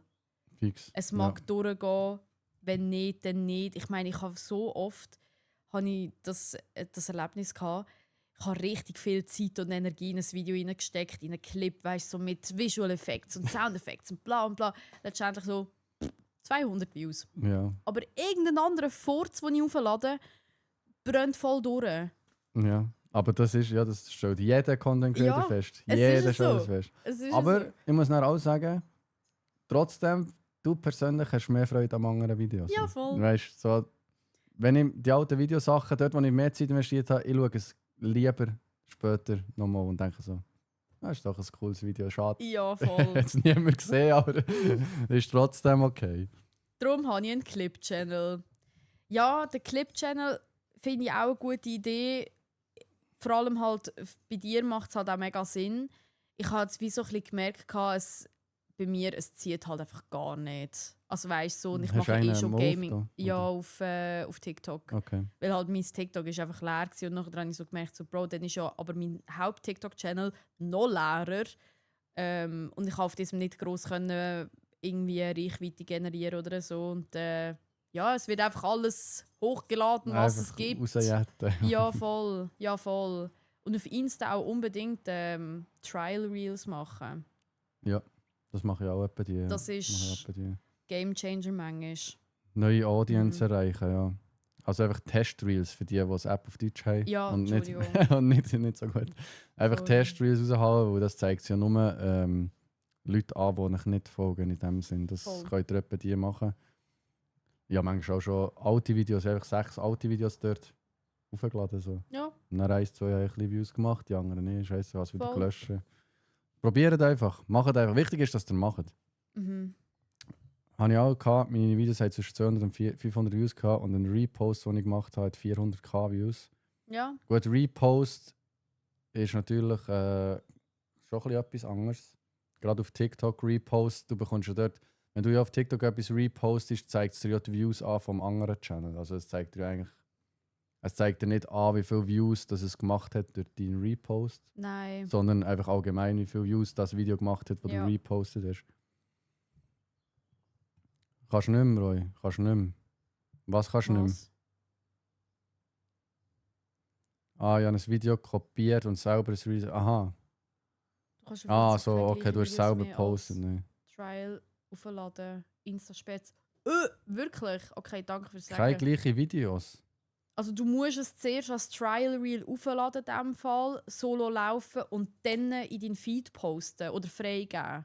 Meinst du so? Aber Ja. ein postetes Video kannst du nicht separat noch als Trial Reel aufladen. Nein. Also ja. ja. Also, Sandro, we need answers. Vielleicht kann sein, dass es. Vielleicht kann es sein, dass es so eine Art wie Shadow. Shadowban, ja, fix. Kann sein, dass wenn es erkennt, dass du das Gleiche schon mal aufgehst, dass es wie Ja. nicht die Reichweite automatisch. Checken. Das kann sein. Ja, Du tun müsstest sie wie mal ein erklären. neues. Insta hat Erklärbär. sicher lieber, wenn du ein neues Video als Test-Reel aufladest. Das ist wahrscheinlich schon so. Das nehme ich Mhm. schon an. Aber ja, die gleich einfach ausprobieren. Plötzlich, man weiß nie, was die Ja. Algorithmen, das ist alles Fugazi. Wirklich. Wirklich. Oh mein Gott. Aber ja, Aber aber ich traue mich dort aber gar nicht zu viel Expertenmeinung rauszuhauen, weil ich fühle mich nicht als Experte. Sonst hätte ich jetzt auch viele Followers, Ja, wenn ich wüsste, wie es genau funktioniert. Aber es ist halt wirklich. Ja. Oh, du kannst gerne vorlesen. okay. Ich habe sehr viele Videos, die ich nochmal gepostet habe und viral gegangen sind, nach ein paar Monaten wieder als Trial hochgeladen, dass es neue Leute erreicht und ich jetzt ja gewusst habe, ist ein gutes Video, habe dadurch sicher 5.000 Follower gemacht. Ich glaube nicht ganz. Ich habe sehr viele Videos, die normal gepostet haben und viral gegangen sind und nach ein paar Monaten wieder als Trial hochgeladen. Also, Was neue Leute erreicht. Und ich jetzt ja gewusst, das ist ein gutes Video. Aha. aber seit neuestem sperrt Insta-Videos, die bereits Ah. nochmal aufgeladen hast als Trial. Ah, okay. Okay, Ja. spannend. Wie sie. Ja. Also dann funktioniert das nicht mehr mit den alten Videos eigentlich nochmal als Trial posten. Mm-mm. Ihr tut einfach die neuen als Trial zuerst posten und jetzt dann normal posten. kannst du ja wirklich irgendwie am Mittag irgendwie als Trial aufladen und dann am Abend, so gegen die 6, 7, dann von den Trial Reels dann auf deinen Feed dingseln. Zum Beispiel. Oder wenn natürlich einfach deine Hook extrem gut war und das postete Video viral ist gegangen, dann nimmst du auch die Hook, wie es der Sandu sagt, du hast halt den Rest ein bisschen umcutten. Fix. Weil Insta nicht eine Recycle-Plattform sein will. Verstehe ich voll. Das habe ich mich noch nicht getraut zu testen. Ja, du Ja. machst das schon gut, Sandu. Ja. Du Du machst das sowieso. schon gut. Du kümmerst dich darum, das wissen Ja. wir doch. Nein, aber sonst, ich würde es im Fall gar nicht künstlich noch mega in die Länge ziehen. Ich habe auch noch einen Fußballmatch nachher da. Way, nice. Und bin froh, dass das Wetter gerade einigermaßen passt. Mhm. Ah, ja, es passt wirklich. Aber wir können gerne, hast du noch gerade irgendetwas, wo noch, hast du noch irgendwelche Inputs, Fragen an den Chat, an mich? Jetzt habe ich dich sehr viel gefragt, wir sind hier offen. Schiebe ein Hösi für dich. Ja, für mich, ja, für dich sehr gerne, mache ich sehr gerne. IRL-Livestream von deinem Fußballmatch? Nein. Das müsste jemand anders machen, ich bin ja am Spielen. Das ja, schwierig. Ja. Und wie viele Leute es dann interessiert, weiß ich jetzt auch nicht. Vielleicht, wenn wir Aufstiegsspiel haben, dann überlege ich mir, ob wir das irgendwie machen können. Aber wenn wir wirklich Aufstiegsspiel haben, ein entscheidendes Spiel, dann würde ich es sicher auf dem Discord mitteilen. Vielleicht kommen dann auch ein paar Leute von der Community. Mal schauen, vielleicht hat dann einer Lust, einen Livestream anzulassen. Das wäre vielleicht lustig. Habt ihr meine Antwort vorher gesehen dazu, wie ich die Lisa beschreibe? Nein. Oh mein Gott, haben wir die einfach überlesen? Die haben wir in dem Fall nicht gelesen, leider. Scheiße. Aber ich habe im Fall noch einen Input zu dem IRL-Fußballmatch-Stream im Fall. Theoretisch, wenn du ein Team kannst aufstellen von, ich sage jetzt 2 oder 3 Leuten, du kannst einfach deinen eigenen Fernsehsender daraus machen. Wie wir es vorher gesagt haben, einfach auf Twitch. Es gibt einen Moderator, einen, der die Kamera hat Ja, und fix. jemand, der ein bisschen Regie führt. Aber wer schaut nach online 5. Liga Fußball? Aber es ist schon ein bisschen witzig. Es ist geil. Einfach so. Es wäre geil, 100% wäre es geil. Aber dann müsstest du eben dort zuerst 2, 3 Leute finden, die wirklich, die müssen Bock haben drauf. Die müssen sonst- Bock haben, ja voll. Und das Ding ist auch, ich habe das auch schon ein paar Mal erwähnt, ich bin gar nicht der Typ, ich mache nicht gerne halbe Sachen oder so. Einfach irgendetwas, ich mache nicht gerne so, es muss geil sein, wenn Ja. ich es mache. Und wenn ich dann etwas wie in meinem Namen organisiere, ich spiele aber Fußball auf dem Platz und das, was in meinem Namen organisiert wird, findet nebendran statt. Ja, und ich weiss fix. nicht, was dort abgeht. Ja. Das kann ich eben dann auch nicht so. Checky. Ja. Wenn der Aufstieg gespielt hat, komme ich live, das wäre geil. Roy, Ja. bei dir wären so Spielvlogs arschgeil auf Insta, wie es ein Yannick oder der Domi macht. Ja, aber dort, ich bin eben dann zu wenig, ich weiss nicht. Bin ich auch zu wenig der Typ dafür. Weiss nicht. Einfach mal Ich kann's nicht. probieren. Eben, wahrscheinlich wäre es auch etwas, was man einfach mal machen müsste. Mhm. Aber das habe ich schon ein paar Mal gehört. Ja, das habe ich schon ein paar Mal gehört, dass es Leute, dass es Leute cool würden finden. Und zum Beispiel auch oder Stadion-Vlogger gibt es ja auch viel. Mhm. Sagen die Leute auch immer, mach Stadion-Vlogs. Aber sage ich dann auch, schau, wenn ich ins Stadion gehe, dann hole ich mir ein Bier und ich will den Match schauen. Und ich will dann nicht die ganze Zeit die Kamera parat haben und wenn etwas könnte passieren, filmen und so. Und ich war ja mit Influencern im Stadion, die sie so machen. Und ich will einfach, wenn ich mal ins Stadion gehe, und ich gehe nicht regelmäßig ins Stadion, dann will ich den Match einfach genießen. Gerade wenn ich jetzt Schweizer Nazi schaue. Ich will, dann, Ja. ich will den Match schauen und ich schaue den Match meistens sehr analytisch. Das heisst, ich will dann, weißt, wie wird Taktik gespielt, welcher macht einen guten Match, welcher macht einen schlechten Match. Mhm. Und dann kann ich dann nicht, ich kann nicht die Kamera da die ganze Zeit, das kann ich einfach nicht so. Und wie wäre es mit so Match-Analyse dann im Nachhinein, wo du über einen Match redest? Ist das relevant so in der Community? Ja, viele Millionäre. Das Ding ist, ich fluche schon immer ein bisschen über die möchten gerne Experten, die das analysieren und ihre Meinung ja. öffentlich preisgeben. Ja. Und ich fühle mich jetzt auch nicht imstande, irgendwie Profis anzuschauen, weil ich bin selber auch nie Profis war. Ich sage Ja. immer, einer, der so etwas anschaut, sollte mindestens mal Profi gewesen sein, Mhm. dass er es Fair einigermaßen enough. nachvollziehen kann. Fair Aber enough. dann irgendwelche Redakteure von irgendwelchen Zeitschriften, die hier Matchanalysen machen, aber Ja. selber nicht mal 5. Liga geshootet haben, müssen wir eigentlich nichts erzählen. Und ja, von dem her würde ich mich auch nicht dafür haben, Profis zuzuschauen und am Schluss zu urteilen, wer jetzt dort etwas falsch gemacht hat. Weißt, Ja. als selber Fußballer finde ich das fast ein bisschen... Ich bin eben mehr Checken. so, ich würde gerne ab und zu mal einen Fußballer hier im Podcast und würde gerne mit denen Das wäre natürlich fragen. geil. Der ist in meinen Augen eher nicht der Experte und dann würde ich vielleicht ihn fragen, was meinst du dazu? Aber Mhm. meine Meinung dazu, nein. Vielleicht würden es Leute schauen. Ja. Und dann hätte ich so eine Haterbase und dann hätte ich so eine Leute, die sagen, mal hat recht Base. Mhm. Aber ich würde nicht herstehen und sagen, der hat das und der hat das. Ja, so. Du voll. kennst seine Situation nicht. Und Voll. Ja, weil mir kommt eben nur die Franny in den Sinn, die zu der Formel 1 Rennen auch wie so ein Recap macht. also die so Englisch-Deutsch Ja, redet. genau, Ja. genau. Denke eben, vielleicht wäre ja das noch etwas. Ja. Aber ich check natürlich. Aber eben arbeiten noch, dies, Ja, das. aber- Es ist alles dann relativ schwierig. Ja, Wochenende ist für ein Klein jetzt hier noch. Aber Ja. das Thema Kind, habe ich vorhin schnell ein bisschen gesagt, das ist omnipräsent. Mhm. Und ich gehe nicht einfach für no Geld schnell einen ganzen Sonntag, weißt, irgendwo her, wenn es nicht für Ja, mein Channel fix. ist oder so. Oder je nachdem. Aber mal schauen, vielleicht kann man ja früher oder später etwas verbinden. Wäre Ja. auch, eben zwischen jetzt Grillieren und so. Ja, Klein Voll. kommt mit, Tag, man macht ein bisschen Content, weiss nicht Ja. was. Dort, ich bin jetzt im Moment so ein bisschen schon am Überlegen. Oder? ja. Das wird ganz eine geile Sache im Fall, wirklich. Das wird ganz eine geile Sache. Wer macht das Interview nach dem Match? Ja, Interview nach dem Match würde ich auch fühlen. Aber ich würde jetzt eben weniger Interview nach dem Match fühlen, sondern ich würde so Tag danach hier im Podcast schnell ein bisschen drüber quatschen, vielleicht noch ein anderes Thema auftun. So ein bisschen so, dort sehe ich mich eher. Wäre sicher noch voll spannend. Aber ja, in dem Fall, du hast von deiner Seite her ist alles, oder willst du noch etwas loswerden? Hey, nein, ich bedanke mich einfach, dass ich hier sein durfte. Das Das hat mich sehr gefreut. tolle Gespräch. Ich hoffe, du hast dich hier wohlgefühlt. Ja, sehr. Hat sehr. der Podcast etwa deiner Vorstellung entsprochen? Hey, ich hatte keine Vorstellungen. Keine Vorstellungen Nein, gehabt? wirklich nicht. Also, eben, wie du so gesagt hast, so, ja, wir schnurren ein bisschen über dieses und jenes. Und es war eigentlich voll easy gewesen. Und ich glaube, wir haben hier wirklich mega viele neue Ideen können rausholen Finde ich auch. für Finde ich auch. eben so IRL-Offline-Events dann mit Ja. der Community. Aber vor allem, dass wir jetzt hier bubbleübergreifend eigentlich hocken. Das finde ich erstens mal das Wichtigste. Ja. Und es ist auch immer so, ich sage den Leuten auch immer, die sagen, jetzt muss das erste Mal da sein, so, jetzt haben wir mal zusammen gequatscht und jetzt in 1-2 Jahren wird sich wieder mega viel tun. Ja. Und ich freue mich eigentlich schon wie aufs nächste Mal. Mhm. So, weißt, egal ob das jetzt in 2 Jahren ist, in 5 Jahren.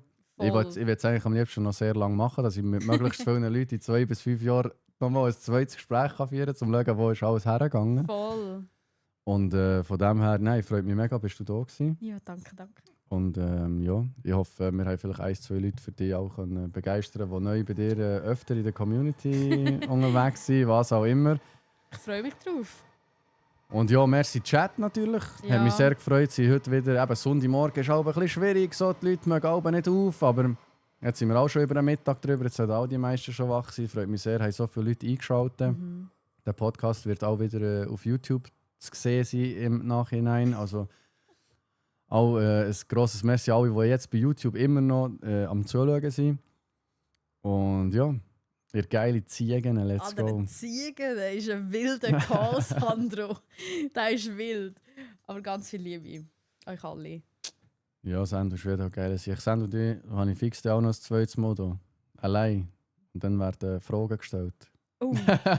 Der geht so an die Sache, Dann gehen wir sag's deep. dir. Ich glaube, mit dem Sandro kann man auch gut, weißt, ich würde gerne, ich bin auch ein sehr nachdenklicher Mensch und ich glaube, mit dem könnte man auch sehr, ich weiß jetzt nicht bei dir, weißt, bei ihm ist schon das Thema Content, ist schon in die Richtung. Ja, Mindset. Ich weiß nicht, bist du auch so ein bisschen, bist auch Mindset und so, bist eine tiefgründige Person? Schon, ja. Schon. Ja. Vor allem halt auch, Lebenssinn, Gedanken und so, ja, machst du auch? mache ich mir auch, aber ich bin da sehr inner privat. Okay. Also nicht, dass ich es nicht teilen, aber ich habe wie nicht so das Umfeld vorher, oder ich sage jetzt eben, seitdem ich das andere kenne, schon, aber halt auch darüber zu reden, ist auch nochmal eine neue Überwindung, weil ich halt wie so, keine Ahnung, ich weiss nicht, ich tue mich wie einmal so hinten stellen, so, ja, über mich müssen wir nicht reden. Oder eben Okay. so, philosophieren tue ich sehr gerne, aber wenn es um so tiefgründige Sachen geht, dann bin ich so, ja, nein, über mich müssen wir nicht reden. Aber Gedanken machst du? Ja, Okay. sehr viel. Lisa, ihr Kopf ist ein Gedankenkarussell. Ja, Sandro, da haben Sie recht. Ja, Mit dem Sandro würde ich auch mal gerne. Ich glaube, mit dem Sandro würde ein paar Leute gerne reden, habe ich das Gefühl. Auch durch sein Content, wo halt wirklich. Sein Content geht halt Also viele Leute, die ja das gerne auch schauen und wo auch relaten können, das sind ja schon grundsätzlich Leute, die sich auch viele Gedanken in diese Richtung machen. Mega. Von dem her, ich würde dort sehr gerne mal mit dem Sender zusammenhocken und dort mal austauschen. Aber halt für solche Sachen musst du musst auch den Moment schaffen, dass du dich auch seriös diesen Themen kannst widmen und du bist auch nicht immer gerade parat, dir über solche Sachen Gedanken zu machen. Mega. Zum Beispiel, wenn ich jetzt am Morgen um 9 Uhr einen Podcast ansetze mit dem Sender, ich bin dann noch nicht parat im Ja. Kopf, weißt du, so wirklich mir Gedanken zu machen über wirklich wichtige Sachen. Oder das Voll. müsstest fast eher irgendwie mal so, meistens ist es irgendwie am Oben, so zur Nacht um 12 Uhr am besten, so, wo wirklich so ein bisschen in die Stimmung reinkommst. So. Ja. Es wird alles ruhig, so, hockst so. So, was läuft eigentlich in meinem Leben? So, und dann fängst du an, weißt du, so, Ja. wo stehe ich eigentlich? Und dann kannst du irgendwie so ein bisschen einfach Gedanken machen. Aber es passt eben gut zu unserer Community, zu Comeback Kings, zu unserer Message, dass wir nie aufgeben. Du bist auch ein Comeback King. Das Thanks. wissen wir. Geht auch nie auf, Leisa. Und ja, Ja. merci vielmals. Danke dir vielmals. Mehr Wirklich kann, toll ich, gewesen. mehr kann ich nicht sagen. Ich auch Und nicht. hoffentlich bis zum nächsten Mal. Ja, Spätestens fix. an der LAN. Spätestens an der Fantasy. Maybe. Da bin ich auch nicht. Schade. Dann an der LAN. An der LAN fix. Wann ist die Fantasy? Mitte Mai. Mitte Mai? Ja. Also so in einem Monat, in dem Fall. Ja. Jetzt windet es. Mhm. Wie am Morgen. Comeback. Ja, mal Comeback Queen, genau. Nein, bei uns haben wir eigentlich gesagt, bei uns sind alle Kings. So, wir machen das Ding nicht. Das war auch ein Thema am Anfang. So mit dem. Einfach Geschlechterrollen, Ah. dies, das sind auch Kings. Also, nein, bei uns sind auch Frauen Kings. So, Kings ist Ja. bei uns kein geschlechterdefiniertes Wort. Ja. So, du bist ein King, ich bin ein King, es ist egal. Ja. Bei uns sind alle CBKs. Finde ich okay. Ja, einfach so allgemein. Ja, voll. Das tun wir bei uns nicht so spezifizieren. Das ist bei uns egal wer, was. Auch ein Hund kann CBK sein. Das ist jeder, der einfach mal aus einer schwierigen Situation sich wieder den Arsch aufgerissen hat. Ja, Mann. Und das hat jeder gehabt. Ja, Das heisst, voll. tief im Herzen sind ihr alle CBKs. Also können alle mit unserer Community relaten, tief im Herzen, wenn sie sich damit Yeah. auseinandersetzen. Ihr habt alle ein Krönchen auf dem Kopf. Definitiv. Definitiv. Hey, Ja. ja, aber dann würde ich sagen, machen wir hier Schluss. Yes. Merci an alle, die Inputs jetzt noch geben zum Schluss zu anderen Themen. Voll. Merci an alle, die dabei waren. Falls es Resubs, Follows oder sonst was gegeben hat, ich habe keine Alerts während dem Podcast. Merci viel mal. Wir lesen, sehen und hören uns.